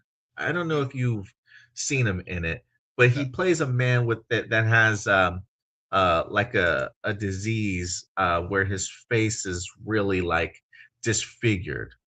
Hmm. He plays a character by the name of Edward, an actor with neurofibromatosis. Yeah. um and his face is already kind of deformed, and he goes from this having this deformed face and like performing under all this makeup to, but I won't tell you, but eventually his facial features change throughout the movie. But to kind of see him kind of play that role already under like heavy prosthetics and stuff, and just personality change from one thing to the next. I think he's the more and more I've seen him, because I think I was introduced to Sebastian Stan through the MCU. And Same. after that, it's kind of opened me up to seeing some of his other work outside of that. And every time I see him in a role outside of the MCU, I'm like, man, this guy he's really talented. He's really talented. So Yeah. I think this is great. I think he can be a great Harvey Dent in here. And then if he eventually does become Two Face, maybe not necessarily in this movie, but if they carry his character on, maybe he could. I think he'll nail that role also. And this does bring me up to the idea too of like, what I have loved about the Reeves verse is that it did give us the Penguin spinoff show that took Yeah. place right Hmm. afterwards. You know, there is continued talk of whether or not we're going to get ourselves a Penguin season two. I feel like that's certainly a possibility. It may be further away than some people would like to admit, because they got to really rely on Matt Reeves and putting this movie together first before anything. But there is something that I hope that we get ourselves sort of another spinoff after part two. Yeah. And I would completely be open to the idea of give me a Two-Face spin-off series out of this, or a Harvey Dent series out of this, even if it's just a limited series. I think it would be kind of cool to have a leading man like Sebastian Stan, kind of like you have with Colin Farrell, who's just a Yeah. really really great actor. We don't really see him in limited series or television roles very often, and so I think that would be kind of cool, to kind of see roll out of something like the Batman Part Two, but we'll Yeah. see. Yeah. Agreed. Agreed. Yeah. But yeah, guys, let us know your thoughts on Sebastian Stan in talks. A lot of people are dropping Harvey Dent's name, but how do you guys feel about him being a part of this franchise? Let us know your thoughts in the comment section box below. We will stick into the world of DC here, but instead of Elseworlds, let's talk a little bit more some DCU, as the Man of Tomorrow is back in the news. And boy, as they get ready for pre-production right now and start prepping things for production, I believe in the springtime for their Yep. 2027 release date, speculation and rumors are rampant in regards to what this movie is going to be about, along with who's going to pop up in here. But one rumor continues, Will, to follow this movie, and that is Wonder Woman. Ever since there was a casting call sheet a few months back about them trying to find a female lead for this movie, or at least a female role, people had sort of attached that concept to Wonder Woman. And it doesn't seem as though it's going away, Will. Yeah. We wind up getting this article this week. This one actually comes to us from comicbookmovie.com, that highlights this rumor even further. It says, Man of Tomorrow rumored to feature, spoiler reference here, but Wonder Woman will appear. It says, over the past couple of weeks, several different scoopers have sent speculation into overdrive by sharing Man of Tomorrow casting details for a character that sounds a lot like Wonder Woman. And it seems James Gunn really is in the process of searching for an actress to play a new take on the iconic Amazonian warrior for his Superman follow up. Um, During the week's episode of the Hot Mic, Jeff Schneider backed up co-host John Roca's recent claim that the DC's new Wonder Woman will indeed be introduced in Man of Tomorrow, and that Gunn met with an undisclosed number of actresses before the new year. According to the most recent breakdown, it says Gunn is looking at very young, hot, as in upcoming actresses, for the new female lead in Man of Tomorrow. And whoever ends up landing a role will need to be tall, thank God, in her 20s and have fighting skills. There's also a solo Wonder Woman movie in development. But it seems Gunn is planning on taking a page out of Batman versus Superman by allowing audiences to get familiar with the character in a team up setting first. There is more information here that we'll dive into, but I want to highlight really the Wonder Woman piece of it all first, um, in regards to her having a significant role in here. Look, I did I will say this after the first initial kind of casting sheet that kind of came out.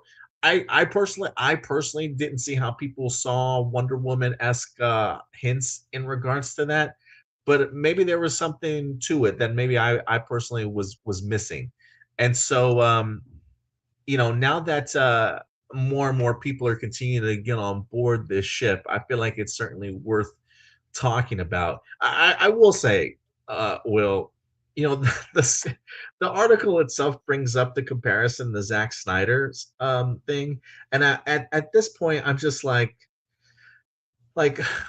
stop giving these people fodder, James Gunn. People already got on his ass for Superman and Man of Steel and things like that, and now it's like the second movie that you decide to do is a team up of sorts. And if Wonder Woman pops up in there, I just know the Snyder cultists are just going to be like, you might have just have gotten Snyder to do this movie. He's just doing everything Snyder's doing. Like Yeah, I hear it already. Like I just hear it already. Um, but it is interesting to kind of see the implementation or like how he will introduce somebody like Wonder Woman. I guess when you already have a team up film between Superman and Lex Luthor and they're going against a threat like Brainiac, I'm sure you need all the help that you can kind of get. So I am kind of curious as to how Wonder Woman would even fit into this story. I believe somebody that usually watches this page, Marcelino, before has mentioned the idea that he's kind of hoping that it's not true because he doesn't want to feel like this movie is bogged down with too many yeah, characters. Similar to how he personally felt about Superman in regards to like while he liked the character, sometimes he thought maybe they took away from other characters. And so I think that's yeah, fair. I think that's yeah, fair to certainly say. So, but I am at this point like, yeah, I kind of want to see Wonder Woman. I kind of want to see this Trinity at some point in time.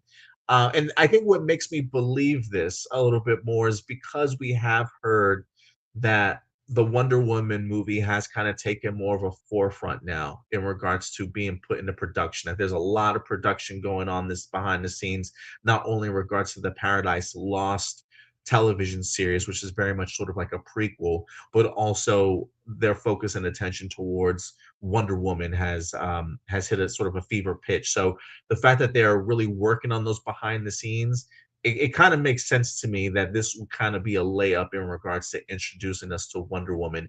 The capacity, I'll be interested to find out, but I am starting to think more and more that this is in fact true. Will.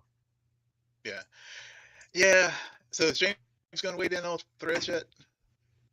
I don't know if he has or not. I feel like he's been eerily quiet about this one. Yeah, yeah. Because usually he will He'll shoot it down really quickly. he'll yeah, yeah.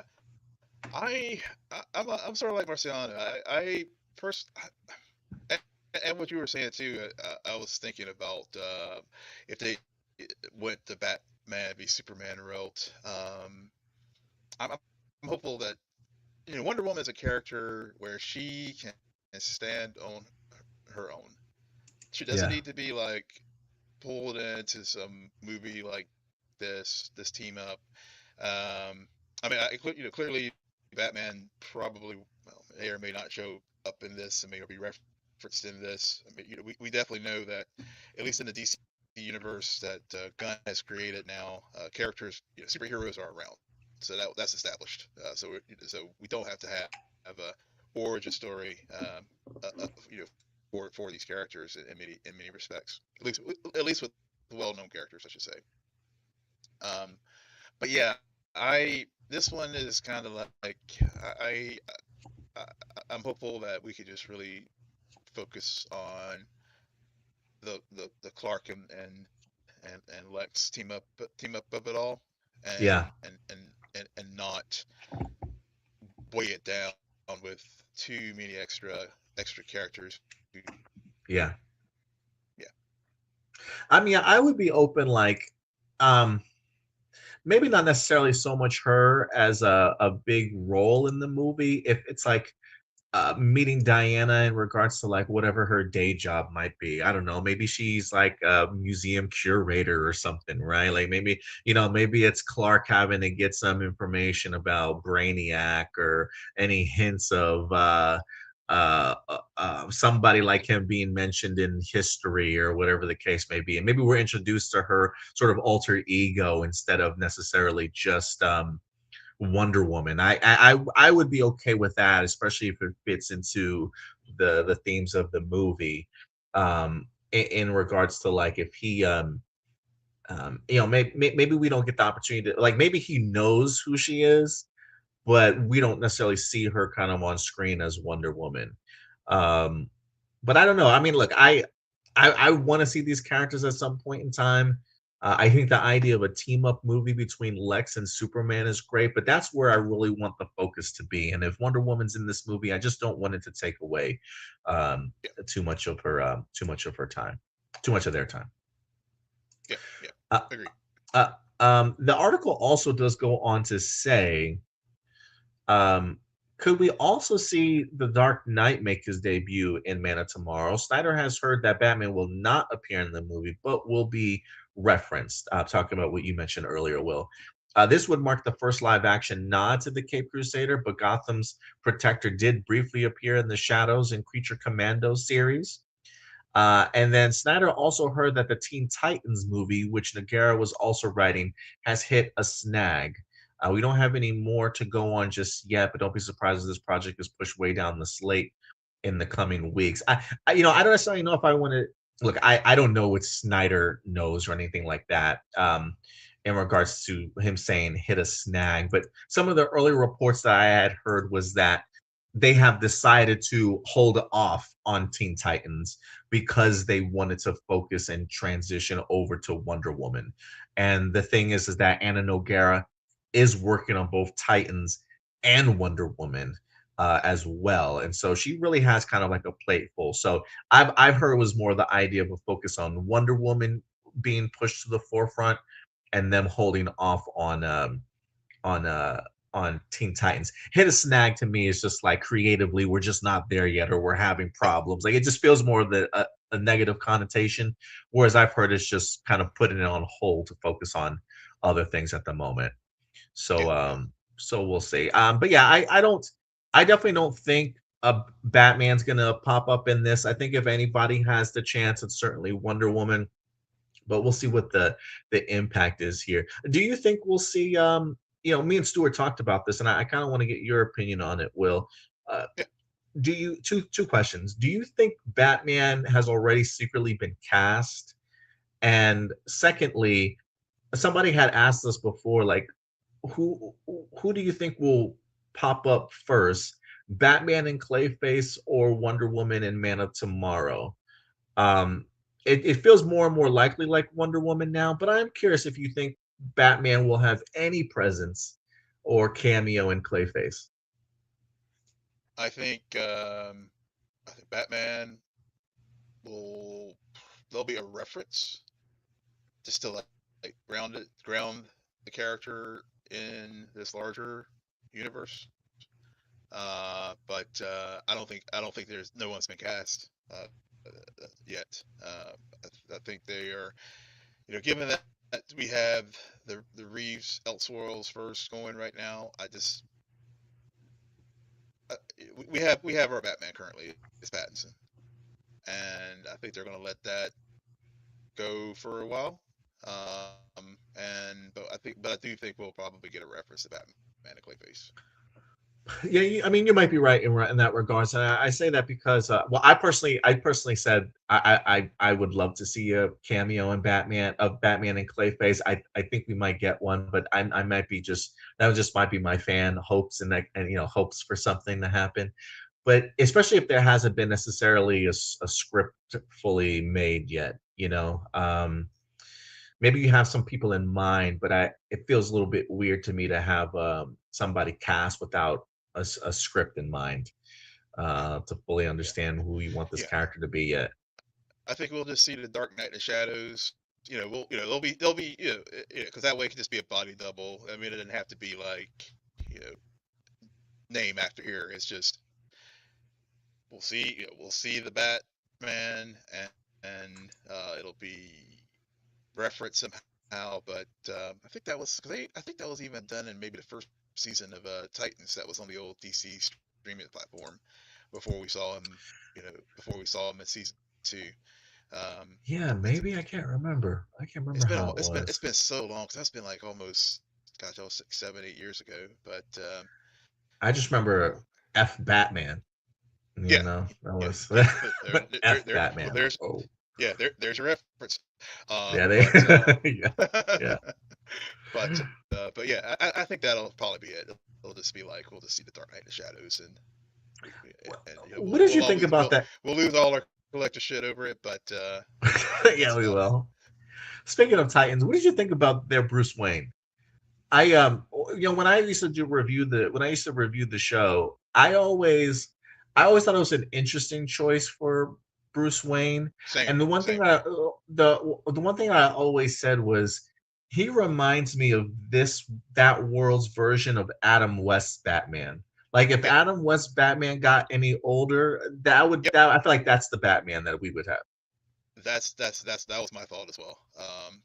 I mean, I can't remember. I think the actor was he may have been in Game of Thrones or something like that. But I thought for the story that they were telling, at given that at that point Bruce, Dick is growing up to be Nightwing and stuff, it worked.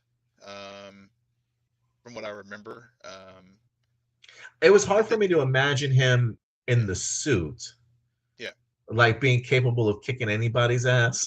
oh but yeah, yeah, from an Adam West perspective, I'm like he fits that Bruce to me. I yeah, feel like that he feels like he's more canon to the 1960s Batman universe than anything. yeah, yeah, yeah, Um, and Marcelino does back up. Yes, they did use a silhouette of Batman in the finale where Dick Grayson is living a nightmare. I do remember that now. yeah, yeah. But yeah, guys, let us know your thoughts. Man of Tomorrow rumors, more Wonder Woman speculation. As Snyder and a couple of people are continuing to say that, yeah, she will pop up in this movie. What capacity would you like to see her? How do you feel about it? Let us know your thoughts in the comments. Right. All right. All right. And with that out of the way, we got two more topics we're going to try and get through here real quick for you guys. What's the next one? I know you said you didn't know too much about this topic. I'm gonna get this one out of the way real quick. And to Yeah. be honest with you, Will, I don't believe this is a Disney movie that I myself have checked out. But I gotta say, I find myself getting a little bit more interested in kind of visiting it. Yeah. As the live action adaptation of Tangled is in the news. For those of you who don't recall, I know some people are probably rolling their eyes like live action Disney, more. Yes, more is happening. Yeah. They continue to make money at the box office, and so Disney continues to knock them out. There was a time period where Disney did decide to put a hold on doing live action movies and working on them behind the scenes because I think the past couple of live actions for them hadn't necessarily done so well. I think the Snow White debacle certainly Mm. grabbed their attention and maybe something Oh yeah. else prior to that also. And so they did pump the brakes a little bit in regards to going forward with any live action adaptions. I think they were working on Tangle at the time and they decided to hit pause. And then I believe Lilo and Stitch came out, Mm. and they might have had another live action movie that came out also that just knocked it out of the park for them. And they saw the money they made, and he said, you know what, full steam ahead on Tangled, and that's exactly what's happening right now. Tangled. is in fact one of the next live action adaptations that they're going to be tackling. And the reason why it's in the news this week, Will, is because we've got some casting announcements. Yep. Um, let's go ahead and bring this up. We got two sets of casting announcements I found kind of interesting. I'm not too familiar with either of these characters, maybe either of these actors. Maybe some people that have seen them before certainly will and can give their thoughts in the comments. But Tangled live action movie finds its leads Tegan Croft and Milo Manheim. This is an exclusive report from the Hollywood Reporter.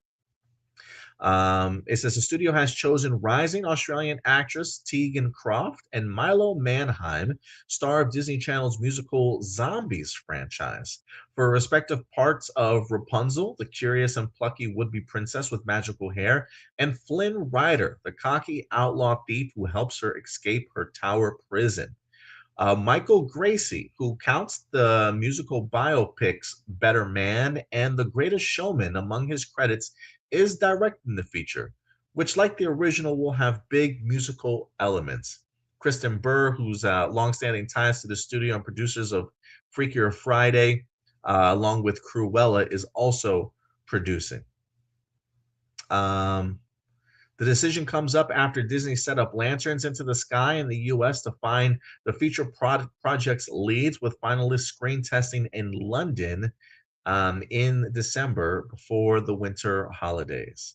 Now Croft and Manheim step under the locks previously worn by Mandy Moore and Zachary Levi, who respectively voiced the parts in the original movie, now regarded as a modern classic and part of Disney animation's renaissance, I should say.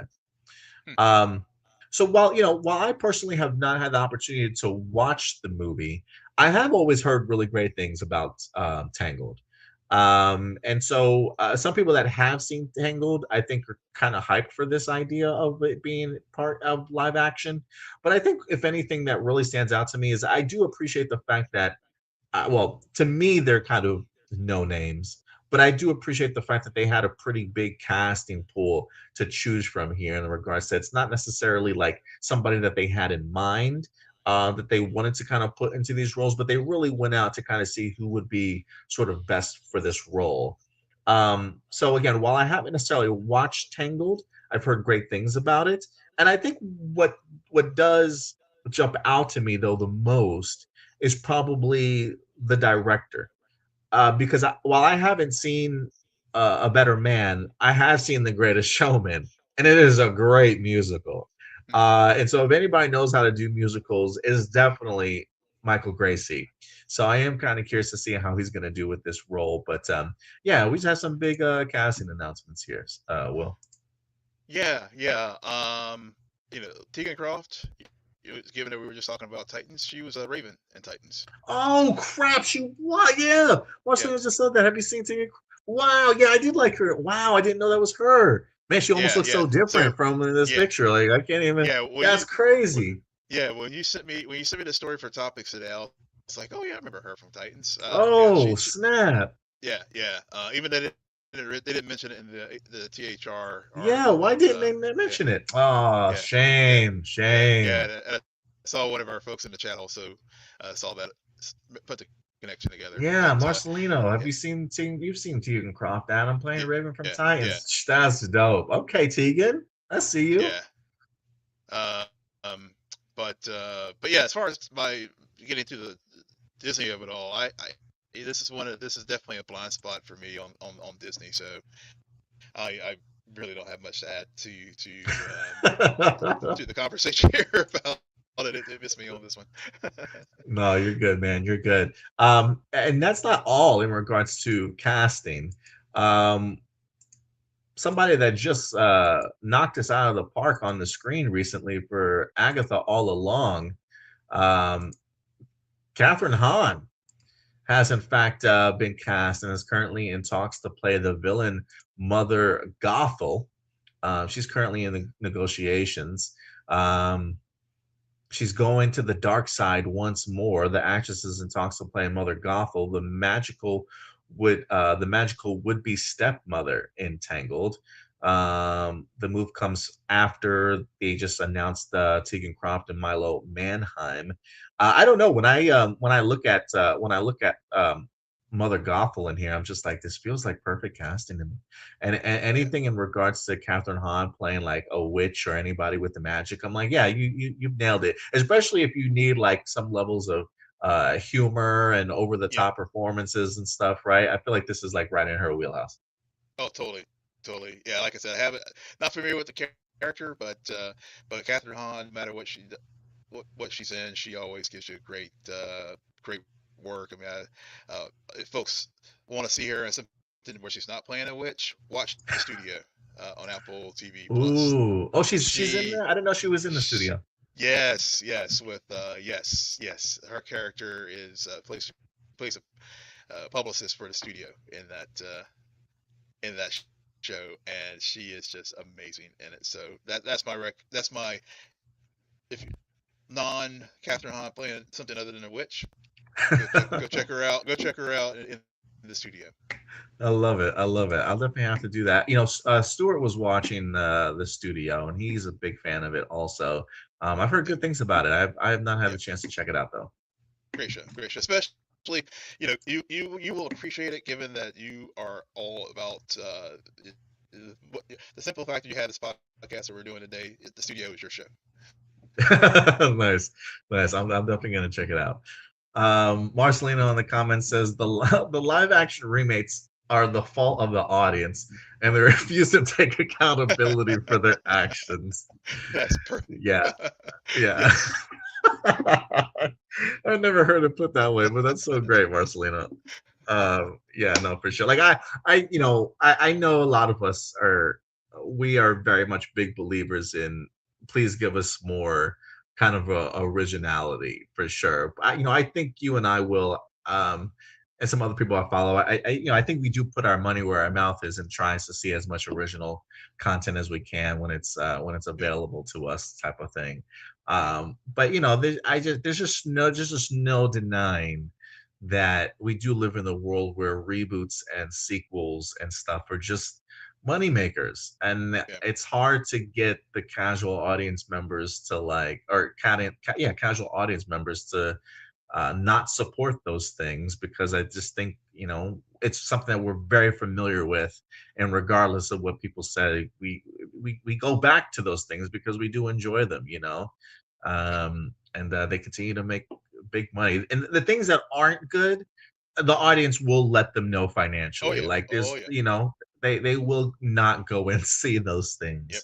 For real. But that doesn't. But these studios will always try and hit those notes because they do know, like, hey, our chances of making our money back are grand. Yep. And it's usually those bigger movies that lead to those smaller original movies being made. Hmm. It allows those studios to have that type of extra money to then put towards smaller original Yeah. movies. So it's kind of like just a chain and a process in Hollywood at the same time, right? Like Yeah. if a studio needs to make a ton of money in order to do other projects, boom, let's put out a remake or a sequel that we know is going to make money, and then we can recycle that into smaller films. Agreed. Agreed. Yep. But let us know your guys' thoughts in regards to Tangled. How excited are you for a live action, and what do you think about the casting in general? Let us know your thoughts. But yeah, shout out to Tegan Croft, man, for Yeah. coming through with a big snag like that. It says rising Australian star. I didn't know Raven was like her first role or what she's been up to since Raven, but Yeah. that's dope. That's dope. I've seen her. Yeah. I've seen her name mentioned a couple of things, but I Yeah. can't read. Don't recall. Yeah. But it's been a minute. Yeah, it's cool to see all the folks from that show, from Titans to and other places. Obviously, the big ones. Of course, Alan Richardson Oh is working yeah, with. we need more from Brenton Thwaites, man. We need more from Yeah. Yeah. Brenton Thwaites. I saw where he was. I saw where he was recently cast in something. So he He's seems in out that there working. zombie. I think he's in that zombie movie with Daisy Ridley. We Okay, maybe Bury the that's Dead. okay. I, I think Okay. that's where I heard he was in. But Okay. yeah, we need more Brenton in Hollywood, man. For sure. For sure. All right, guys. With that out of the way, one last topic here that we're gonna dive into. You say K-pop Demon Hunters. You say Tim Burton. I'm usually here. for it, honestly. And we have a very interesting collaboration that's about to go down. The classic Attack of the 50-Foot Woman is in the news here this week because it seems as though not only is Tim Burton set to direct this, but the writers of the hotly renowned and critically acclaimed animated film K-pop Demon Hunters has gotten another big break here and is teaming up with Tim Burton to bring Attack of the 50-Foot Woman to the big screen. Let me go ahead and bring this up for you guys here. This is coming to us from the Hollywood Reporter. K-pop Demon Hunters writers team with Tim Burton for Attack of the 50-Foot Woman. This is an exclusive. Um, it says Adanya Jimenez and Hannah McMeechan, the golden screenwriter duo behind the animated hit K-pop Demon Hunter, have landed a giant gig, like 50-foot giant. The team has been tapped by Warner Brothers to pen the screenplay of Tim Burton's reimagining of the B-movie classic Attack of the 50-Foot Woman. Burton, who is attached to direct, is also producing. It says the film was released back in 1958. Attack told of a wealthy Harris, fresh from a stint at a mental institute, who is turned into a giantess and then deals with her philandering husband and his no good money grubbing floozy. Warner's has now developed or has not has been developing the remake since 2024. Gone Girl scribe Gillian Flynn was the previous writer. It says the duo did have a comment. They said we're obsessed with the idea of a 50-foot woman wrecking havoc because a man did her dirty. We have a feeling that a lot of people will relate. As much as the spotlight has been on the voice stars and singers of K-pop Demon Hunter, the writers have also been enjoying the soda pop of the moment. The duo were just 24 years old when they co-wrote the movie, but skyrocketed into the zeitgeist last year by streaming on Netflix. So yeah, this is a huge. I mean, to be 24 years old, to knock it out of the park with K-pop Demon Hunter, and now to be teaming up with Warner Brothers and freaking Tim Burton, man. I mean, what an opportunity for both these ladies here. And Right. they seem they seem excited. They seem really eager to go ahead and tackle this. Um, Will, have you seen the original Attack of the 50-Foot Woman? Yay or Years nay? So you have years seen it ago. before? Years ago. Yeah. I have not watched it. It is a classic, but I have not. Well, I guess B movie classic, but I have not necessarily watched it. It's not like it's definitely a zeitgeist film in the sense of like I've heard of it. Yeah. It's Yeah. got a footprint. Yeah. It's like Rocky So Horror Picture. Yeah. yeah. What do you think about this though? What are your thoughts on them teaming up with Tim Burton and just the idea of Tim Burton doing this movie? Well, again, bringing a classic uh, movie that was made back in the late 50s to modern audiences with a fresh story.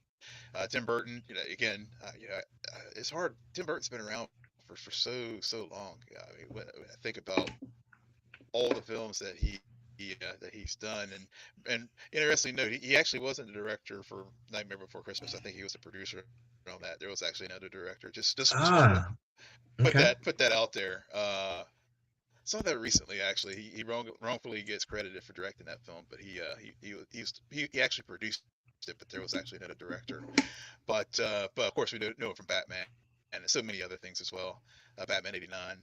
But yeah, it K-pop Demon Hunter. I mean, I thoroughly enjoyed that movie. I still have a couple songs from it, on my playlist on Spotify. I will freely admit, and still listen to them when I work out and stuff. But yeah, these young ladies definitely had a very solid story. K-pop Demon Hunters, for is a global hit for so many reasons, and one of the points is that it was a very very well put together story, and if it ain't on the page, it's not on the stage or on the film, and as far as the screen.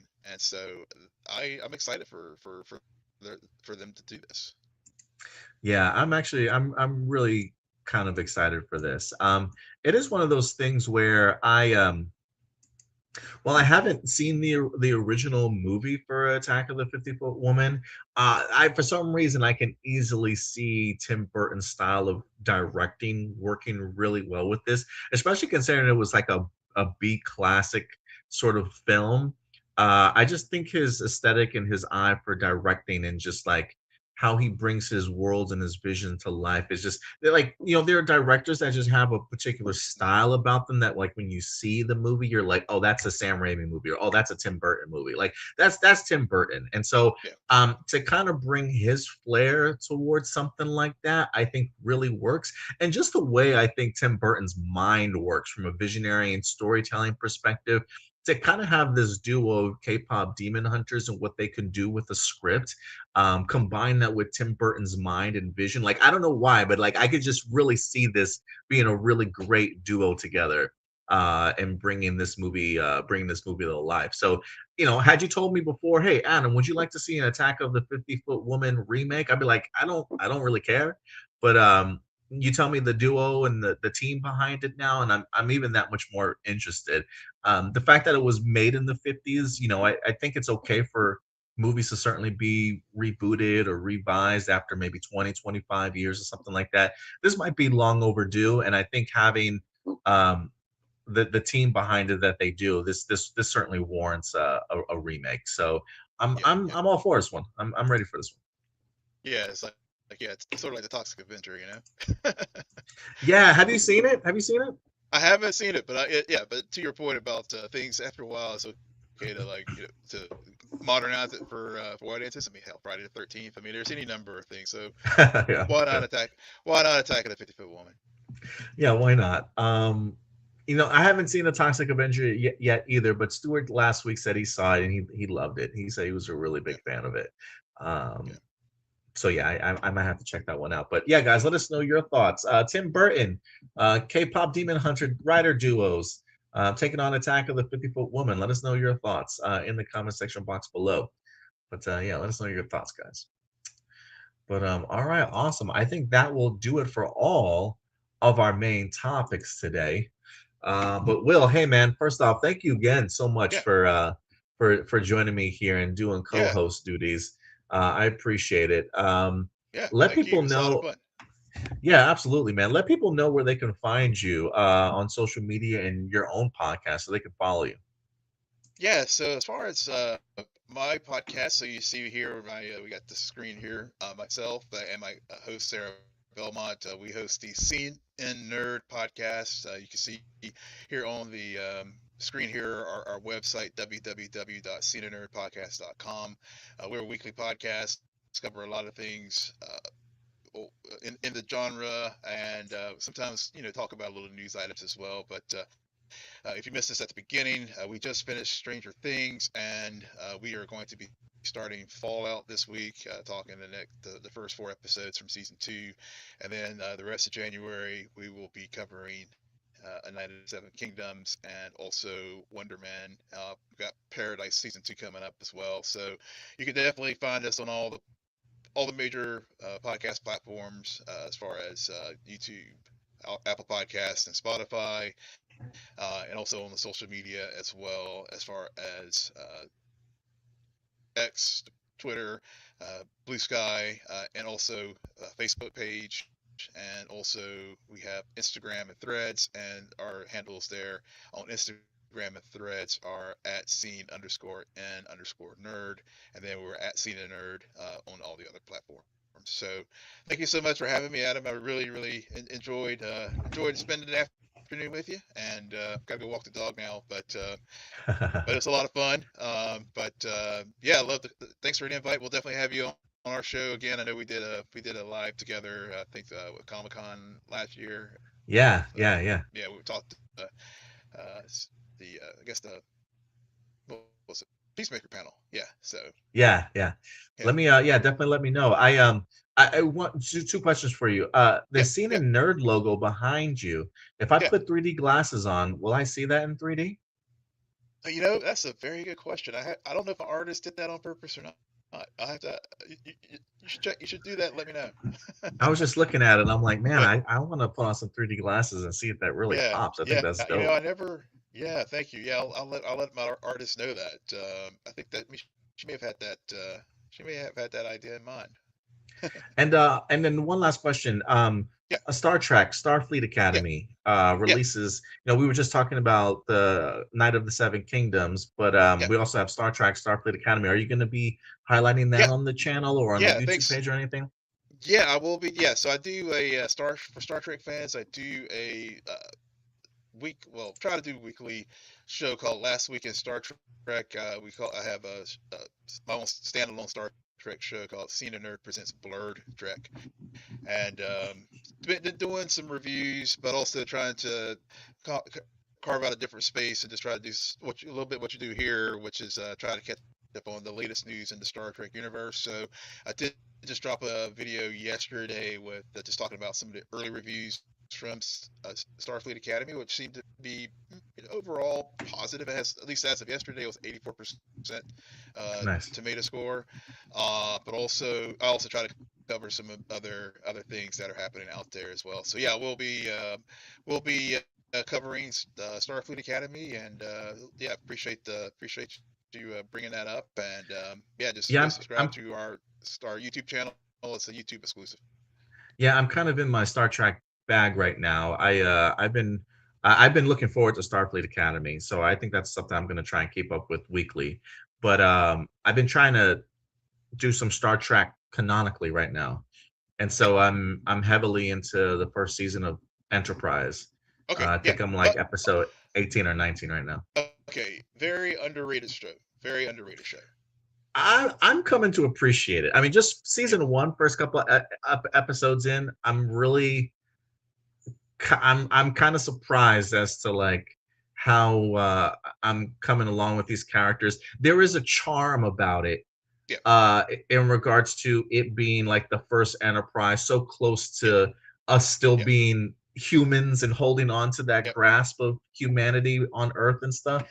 That I like the way that they respond to things and they're I don't know. It's just there's something really charmful about that works for this show. I'm learning. Yeah.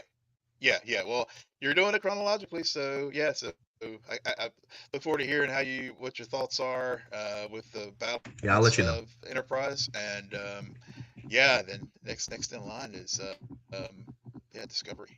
Actually, Discovery first two yeah, seasons. Yeah, yeah, yeah. yeah. But I'll keep you posted for sure. I feel like I think I got like 5 seasons of Enterprise and they're long ass seasons. They're like Cool. 26 episode. Like god dang. Yeah, that's back. Yeah, yeah. It was yeah.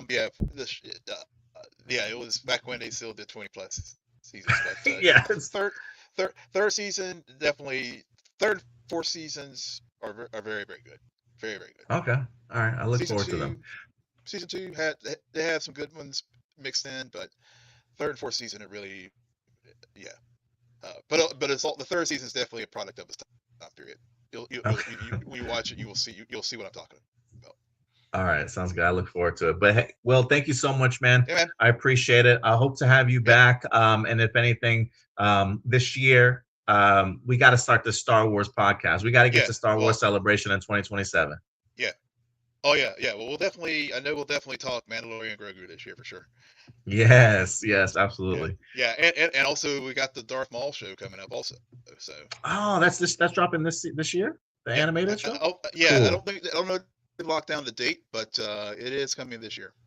Okay, I look forward to that for sure. So yeah, definitely more Star Wars talk for you guys here.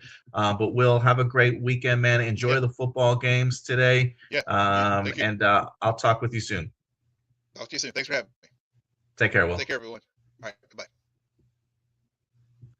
All right, guys. And as Will departs, I think you know what time it is. And now, everybody, it is time for live viewer questions. Questions.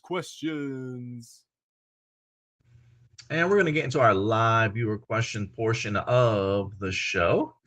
If you guys ever want to submit a live viewer question, how do you do that? Well, let me go ahead and certainly show you. What you're going to do is you're going to go over to our YouTube channel.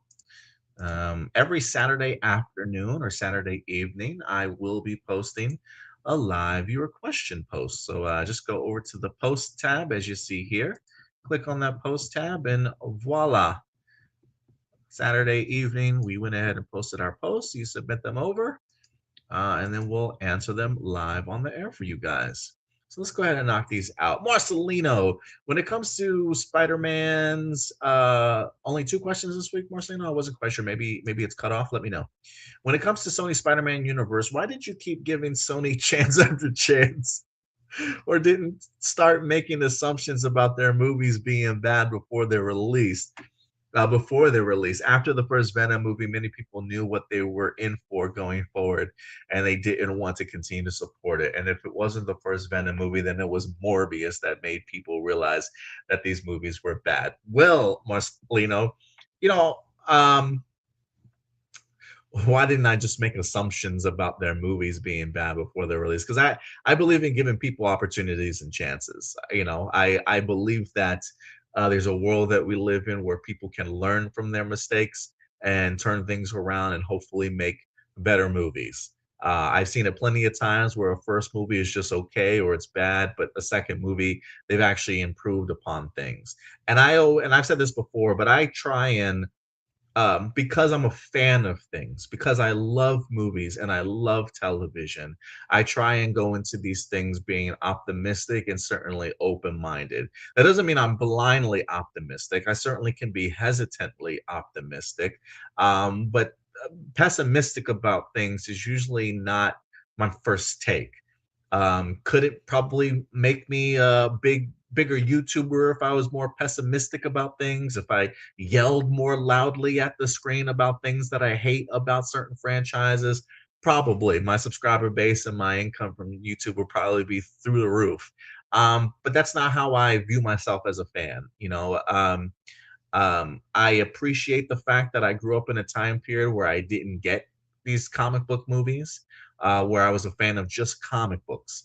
And I dreamed of the day that we would get movies. And regardless how good or bad a movie is, I never take that for granted that there was a time when we didn't get these movies. And so, despite how Sony has treated their stuff, maybe not being the biggest fan of some of the movies in the Venom franchise. There's a part of me that likes to think that maybe they have competent people, or at least once believed that they had competent people behind the scenes that would um, listen to what the fans were saying, what the critics were saying, and then take a step back and make changes for sequels or new movies or whatever the case may be. Sony has now made me a little bit more hesitant in that regards anytime that they announce things. But my first assumption is never to assume that a movie is going to be bad. Like it's hard enough to make a movie, let alone a good movie. So I'm just hopeful that they have the right staff around them to make good movies. Unfortunately, that's just not the case. But I would never lead with pessimism first. So I never want to try and make assumptions that a movie is just immediately going to be bad. I mean, maybe sometimes I do every now and then, but I try and give people in studios certainly the benefit of the doubt until they just continue to prove me wrong. Right. Sometimes a trailer hits me a certain way, and I'm like, that trailer looks really good. Doesn't mean that the movie's going to be great, but a trailer can certainly make me hopeful for things. Um, but yeah, Morbius, Madam Web. Yeah, I've really learned to, at least at this point now, sort of distrust Sony in regards to it, which is why I'm okay with the idea of them taking a break. Because I would rather them focus on working with the MCU and making those Sony and Marvel collaboration movies successful, and then maybe get some better people in power to make better decisions for them. But Sony always keeps me, now at this point, keeps me um, cautiously, very, very cautious. I don't even say cautiously optimistic, but just keeps me very cautious about any Spider-Man or superhero movies that they announce. But yeah, I never try and lead with pessimism. Why did you think that Black Lightning would get a Outsider spinoff when Black Lightning was the Outsider spinoff? Interview with the Vampire changed his title to the Vampire Less Than. why did I think that Black Adam would get a Outsider spinoff when Black Adam was the Outsider spinoff? Well, I don't see it that way at all. It's not like we didn't have an Outsiders television show.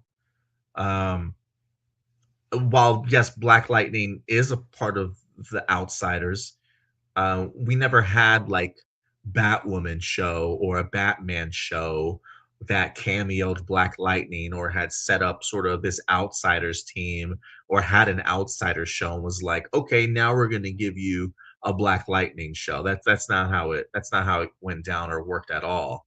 Um, Black Lightning, from a television standpoint, was the first show.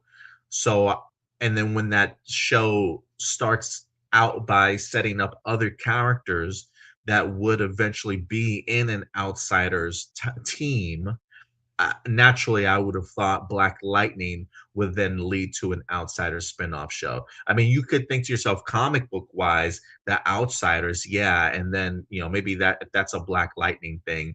Um, Black Lightning being that team from a comic book perspective and then spinning out into his own television series, that's fine. But I'm talking from a television point of view. There's never been an Outsiders TV show. There's never been a Batman TV show that's hinted or suggested that the Outsiders even being a thing. Our first uh, our first introduction to anybody from the Outsiders truly is Black Lightning with his own show. So that's how I always viewed it. Black Lightning comes first, and then the Outsiders spinoff would have hopefully have come out of that, but it unfortunately just never came that way. So I just don't view it the same way. AJ, the Morphing Grid. Oh my gosh, bro.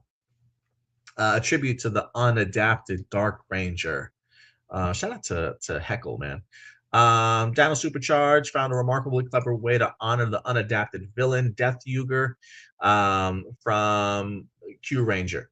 Though a direct adaptation of the Dark Ranger suit was reportedly scrapped due to rights issues with Saban, the series successfully wove his legacy into its narrative. The main antagonist, Heckle and Snide, who was originally speculated to become the Dark Ranger, was eventually connected to the villain's legacy when his destroyed home planet was named Sentai 6, and he finally debuted as the official Dark Ranger in the 30th anniversary in Cosmic Fury. Before this, however, the show subtly introduced elements related to Death Yuger. The Silver Ranger arc introduced the evil entity Doomwing as an evil ranger, wielding the silver energem, essentially standing in for the evil armored figure, the monster Baduza, adapted from Night D. Um, I'm just gonna skip some of this.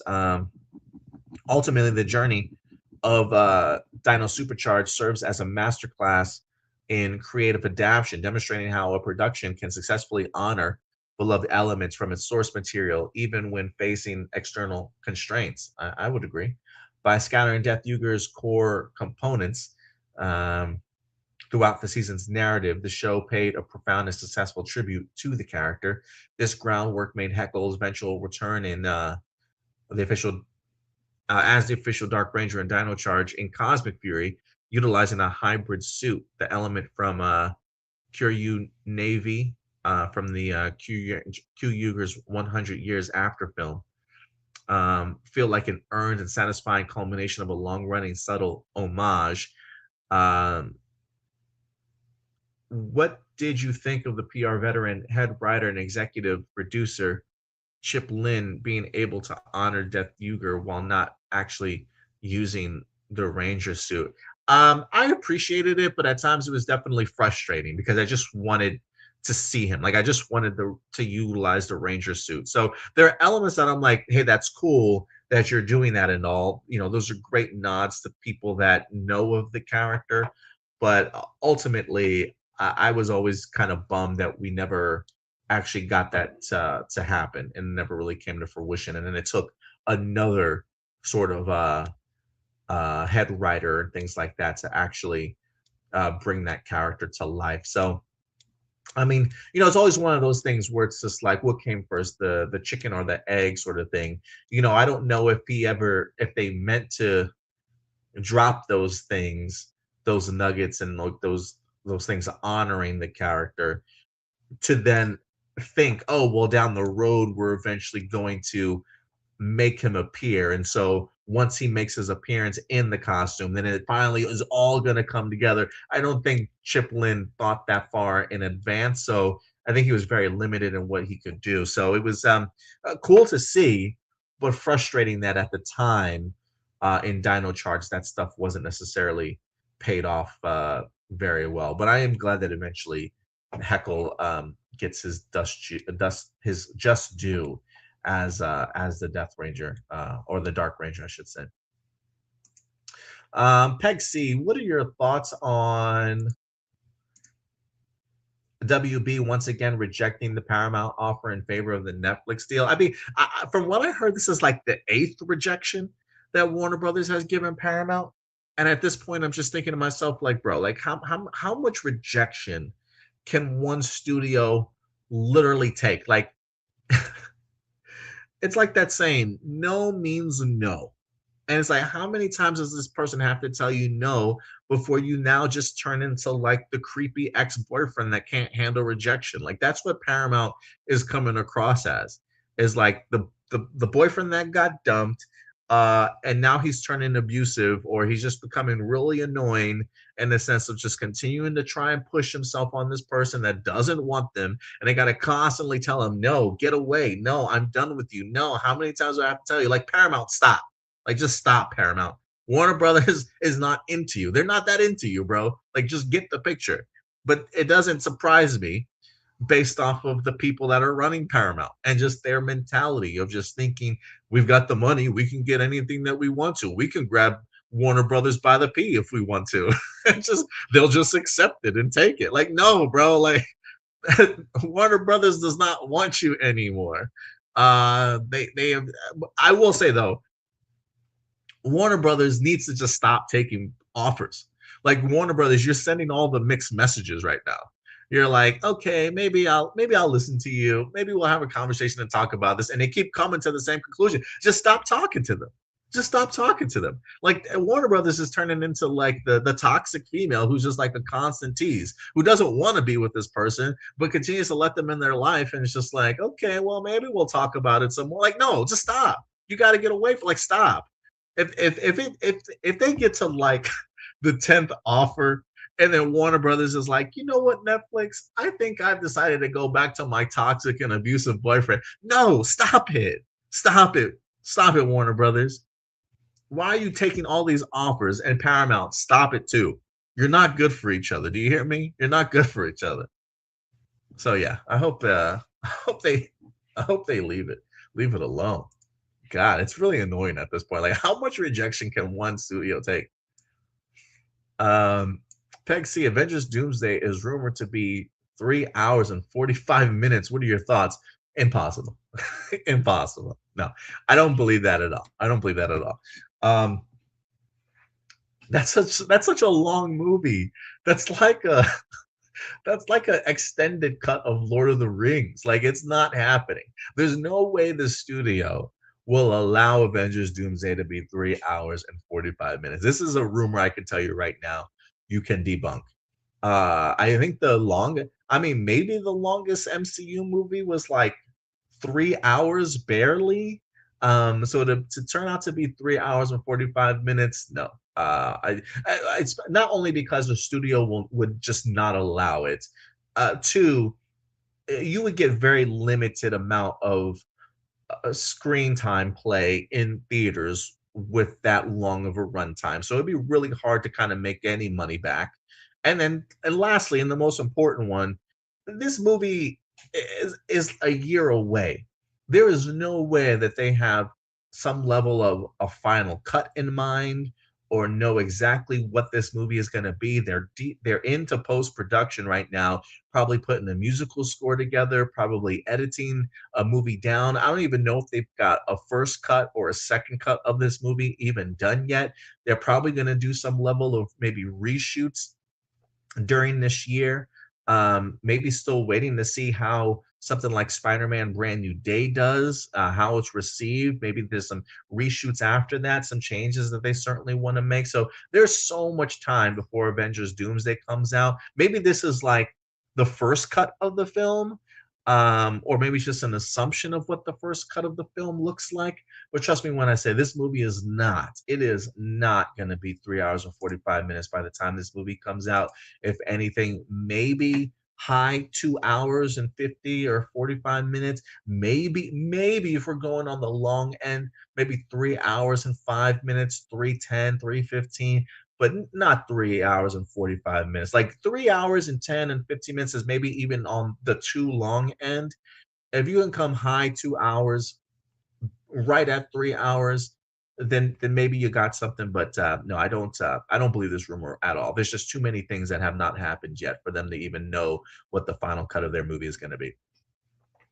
Um, Number three, Go User is the 50th anniversary show and is ending its planned 49 episodes with the final episode airing at February 8th, which concludes the long-running Super Sentai series, leading to a hiatus as the new franchise Project Red. As of early January, there will be very few episodes left, like just a handful that's already nearing its conclusion. Could this new franchise, Project Red, become bigger than Super Sentai? And are you excited? I don't know if it could become as big as Super Sentai. I mean, we're talking about 50 years here. There's a part of me that wants to think that Super Sentai would come back before another 50 years. Um, so I don't know if it can become as big, like become bigger than Super Sentai, but I do think that there's a chance that it can become bigger than what its earlier iterations were. I think you had mentioned when we talked, Pexi, on the side that they had gotten like 3 seasons out of Space Sheriff Gavin.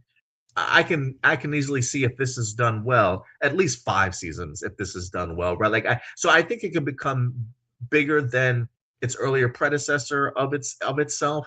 But as far as bigger than Super Sentai, probably not. I don't know, but who knows? I won't be here in 50 years. So maybe somebody. I mean, maybe I will. I'll be like 93 at that time. So God willing, maybe I'll be able to round at 93 to tell you, Peg C, you were right. It did become bigger than Super Sentai. But I doubt I'll be there to tell you. But no, so I don't think so. I think 50 years is a crazy benchmark. Um, it probably could become a great show, though. It probably become a great show, though.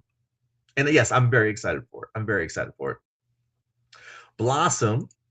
Oh, Jizo, Lulu, can you believe Ghost User is almost over? I wonder how Super Sentai will be rebranded.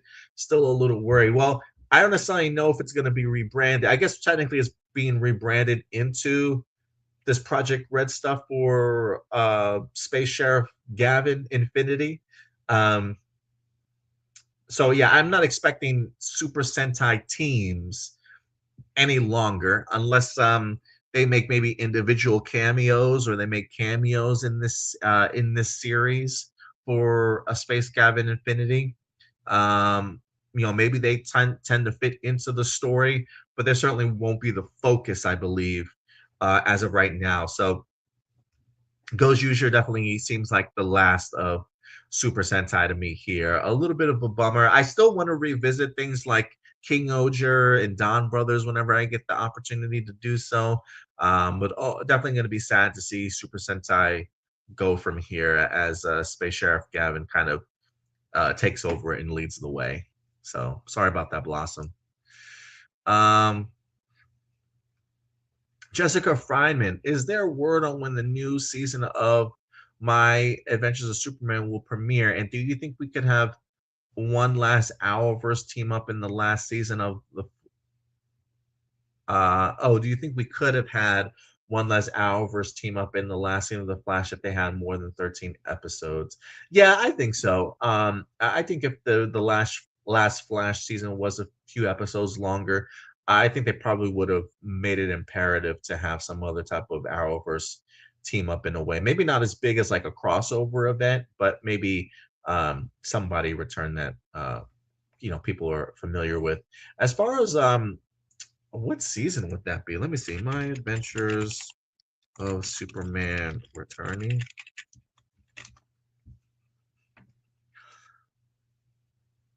It just says it has confirmed that the season 3 will air early 2026.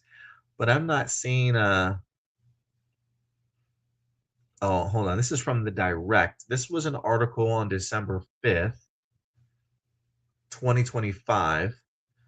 Um, from the direct. Again, this is December 5th, 2025, for just a little bit over a month ago. It says, My Adventures of Superman, highly anticipated third season, hit a setback as the next chapter in animated series is no longer arriving as soon as fans had hoped for. Um, some fans expected the tail end of 2025 to be the case, but that's not it. At the time, work on season three seemed far enough along that even some of the speculated series would drop as late year bonus for DC viewers. But yeah, there's nothing. It says with the series absence, however, the show is officially pushed to early 2026, marking the first break in its year-to-year rollout. It doesn't say what the setback certainly was, but it just says it's been pushed. So maybe they just weren't done on certain animation or whatever the case may be. So right now they saying early 2026, but who knows when that could be? Maybe like March or April, I would assume. But don't quote me on that. Marky Parko, the 2014 movie Need for Speed, based on the popular video game, was sometimes criticized as a Fast and the Furious copycat, yet many wished it had received a sequel, seen as it had potential alternative that could be remained grounded. This desire stemmed from the Fast and Furious franchise evolving into a completely different spy-themed action series. Do you think Need for Speed sequel could have genuinely offered a successful, more realistic rival to the later Fast and the Furious films? Um,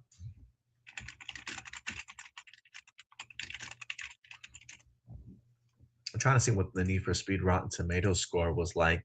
I didn't see it, but I didn't see the movie, but I do remember it because it had the guy from Breaking Bad involved. Um, but I never saw it. It doesn't look like it was critically acclaimed. 23% critics, 56% Rotten Tomato. So it seems as though maybe about half the people liked it, half the people didn't. Didn't really care for it too much. Um, so yeah, they probably weren't gonna. They probably had no internal talk about doing a sequel. Um, just because the first one was so badly received. So yeah, unfortunate, Marky. I'm sorry. My friends call me Joseph. What do you think of the compelling fan theory suggests Doctor Doom, played by RDJ, might be utilizing Tony's face in Doomsday to emotionally manipulate the heroes, a potentially devastating plot point for a returning Spider-Man. However, this multiverse hopping event, which also includes the confirmed return of Chris Evans and Steve Rogers, is seen by some as an exciting reunion and by others as an attempt to undo Avengers Impact and to rectify the MCU's recent track record of underwhelming films. Given this intense divide, do you think using the image of a deceased hero as a new villain's face is a brilliant emotional twist or a cynical attempt to exploit fan nostalgia? It's probably a little bit of both, but I have a feeling it's more brilliant emotional twist. Um, because, and I only say that because that's where my mind goes when that's where my mind went when this first initially dropped was, man, can you imagine the idea of somebody with Tony Stark's face and the reveal and what that's going to do to this cast of characters? For anybody that was close to Tony Stark, let alone like Peter Parker, that fascinates me. Like that really fascinates me.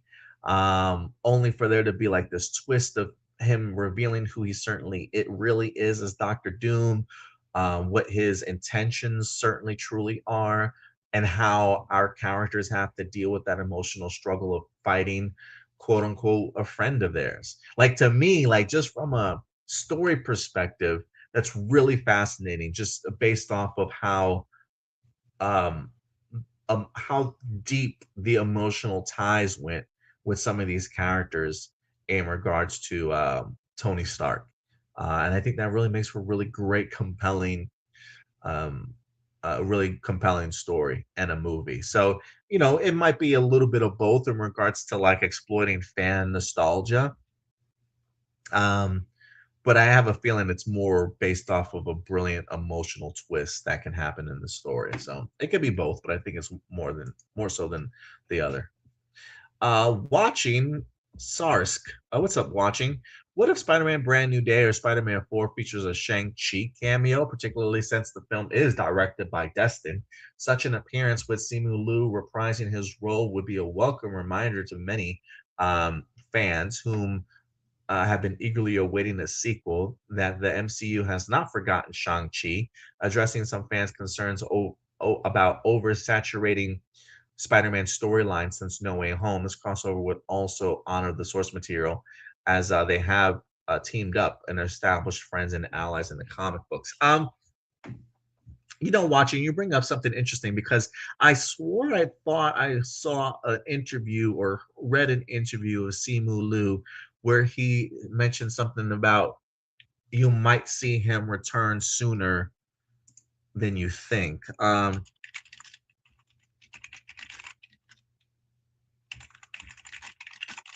me see. I'm trying to see.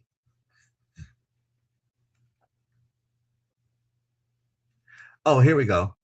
Um, yeah, back in 2023, Simu Liu hints that his character Shang-Chi would return to the MCU sooner than expected. And this was in February of 2023. Um, so I remember speculating on the idea of like where we could see him pop up at. Um, and if that's the case, um, I don't know if he would say that if he only thought, um, hey, I'm only going to be in an Avengers movie. So I think there might have been plans in place for him to pop up somewhere else. He wasn't in Thunderbolts. He wasn't in Captain America: Brave New World. He wasn't in Fantastic Four. Maybe Spider-Man: Brand New Day is that sooner than you think mentality of his. So I'm not gonna call this over exaggeration or anything like that. I do think it's a huge possibility. There's rumors that Spider-Man may face off against the Hand in this movie.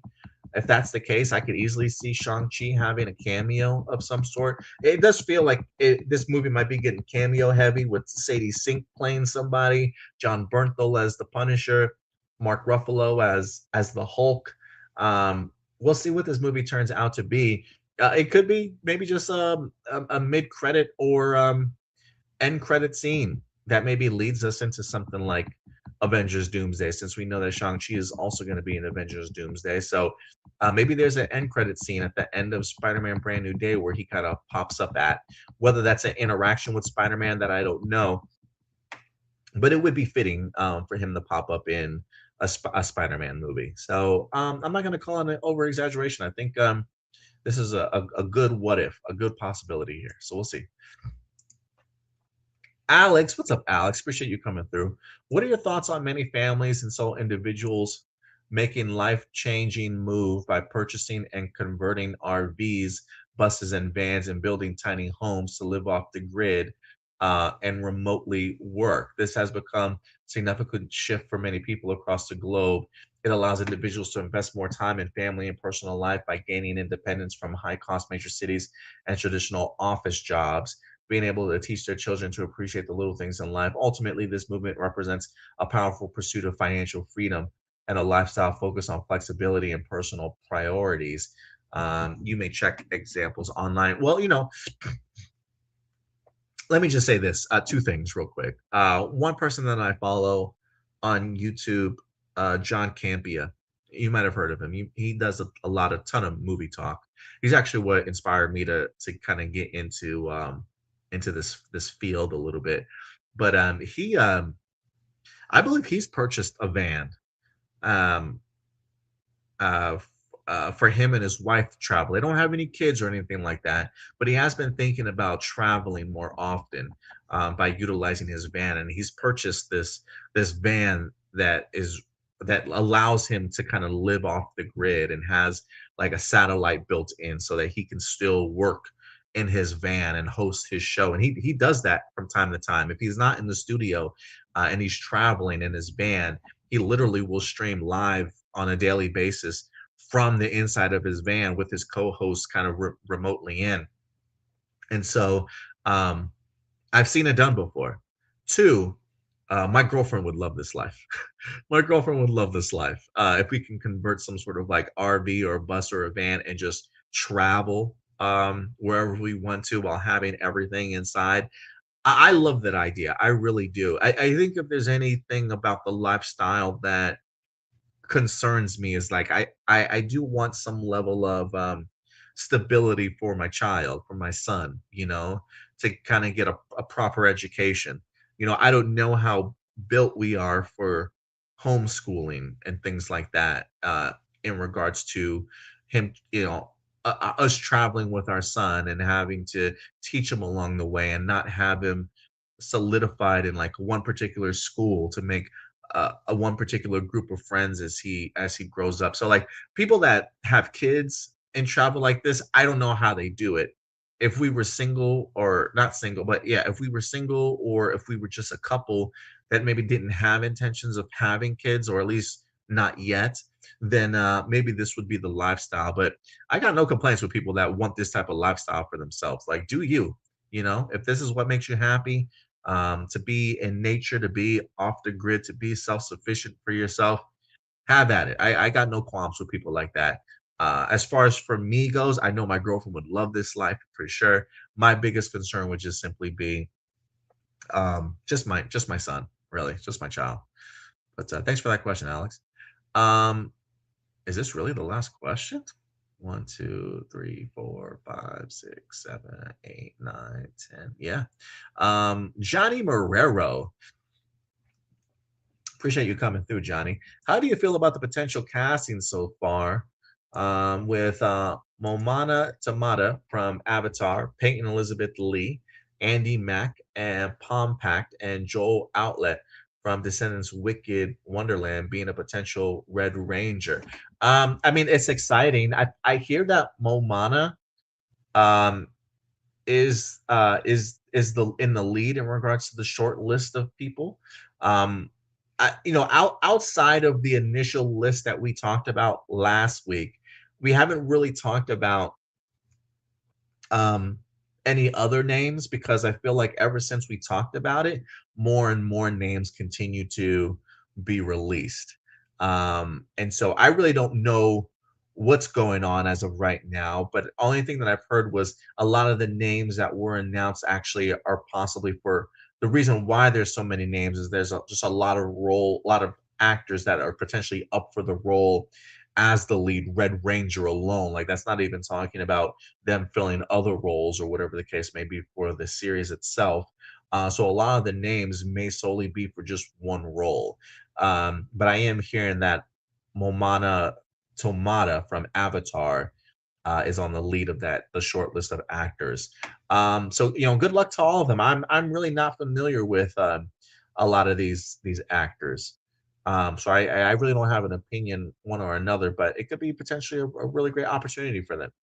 Who do you think is going to be the Pink Ranger for the Power Rangers reboot? I have no idea. I really have no idea. Who is more likely to be the Phantom for Kenny Ortega's Phantom for Disney Plus? For me, it's Malachi Barton. But what do you think? Kenny Ortega's Phantom? Let me look this up. I'm not familiar with it. Kenny Ortega's Phantom. Oh, Phantom of the Opera reimagination.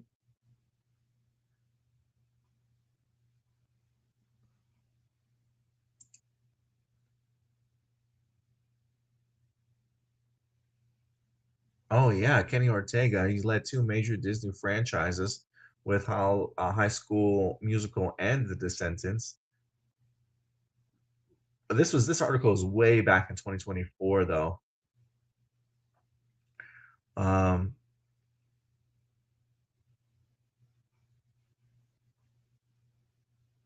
trying to see if there's any other news in regards to it a little bit more current than that. Yeah, I'm not too familiar with who did you say? You said Malachi Barton. Who's that? Malachi Barton, American actor. Oh, handsome guy. Have I seen him in anything before? He appeared in several Disney Channel productions. Best known in his role as Beast Diaz and Stuck in the Middle and Colby Madden in The Villain of Valley View. Oh, he also played Victor in Zombies. Okay. Yeah, maybe. It's certainly a possibility. I don't know if they've even announced anybody for the Phantom yet, but we'll see. I'll keep you posted if I find anything, though, Johnny. But yeah, I would be open to him. Why not? But that will do it, guys, for all of our live viewer questions. Let me just refresh this just to make sure. Yeah, I think that's everybody. But yeah, the Power Ranger stuff does have me interested.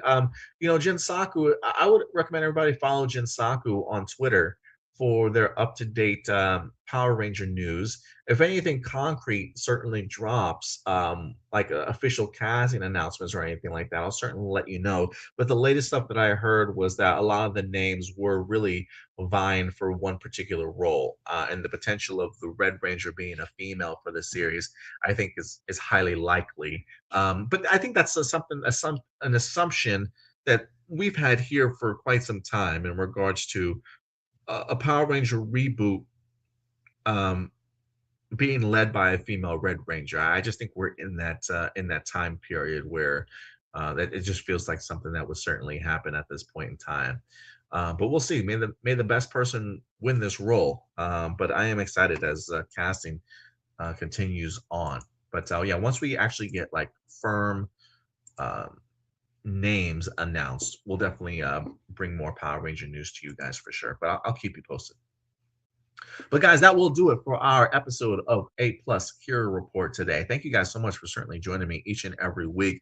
We'll see if I can get Will back next weekend, or if not, I'll kind of comb the interwebs, and see if we can have ourselves another co-host, somebody different here, or maybe I'll just rock solo dolo. We'll see. We'll see what drops next weekend, but I'll definitely keep you guys posted throughout the week.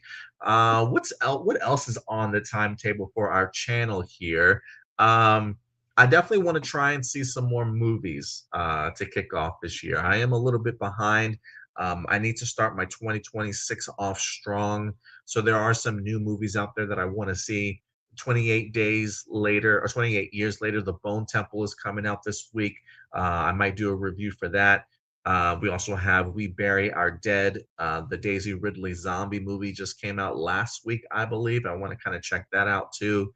I've been hearing about this Primates movie. I didn't have any keen interest in it, but I've been hearing some good things about it. So maybe it's something I'll check out for myself. But who certainly knows?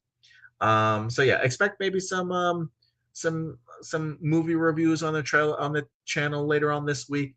If we get big news or big trailers that wind up dropping, I might certainly talk a little bit more about them on the channel as well. So we'll make sure we have some fresh content for you guys on the channel this week before coming back for next Sunday's live episode of A Plus Hero Report. Actually, okay, yeah, you know what? I probably will be back. Oh, maybe not. Actually, next Sunday is my girlfriend's birthday. We'll see. Maybe we can make afternoon plans, and she allows me to come live on Sunday. So I'll keep you guys posted because it is my girlfriend's birthday that day. So I may or may not be here, but I'll keep you guys posted throughout the week with new content for sure. But other than that, guys, that's going to do it for me here today. I'll certainly see you guys next time. But in the meantime, do me a big favor, as always. Take care of yourselves, take care of each other, and keep it A+. I'll talk to you guys later. Bye.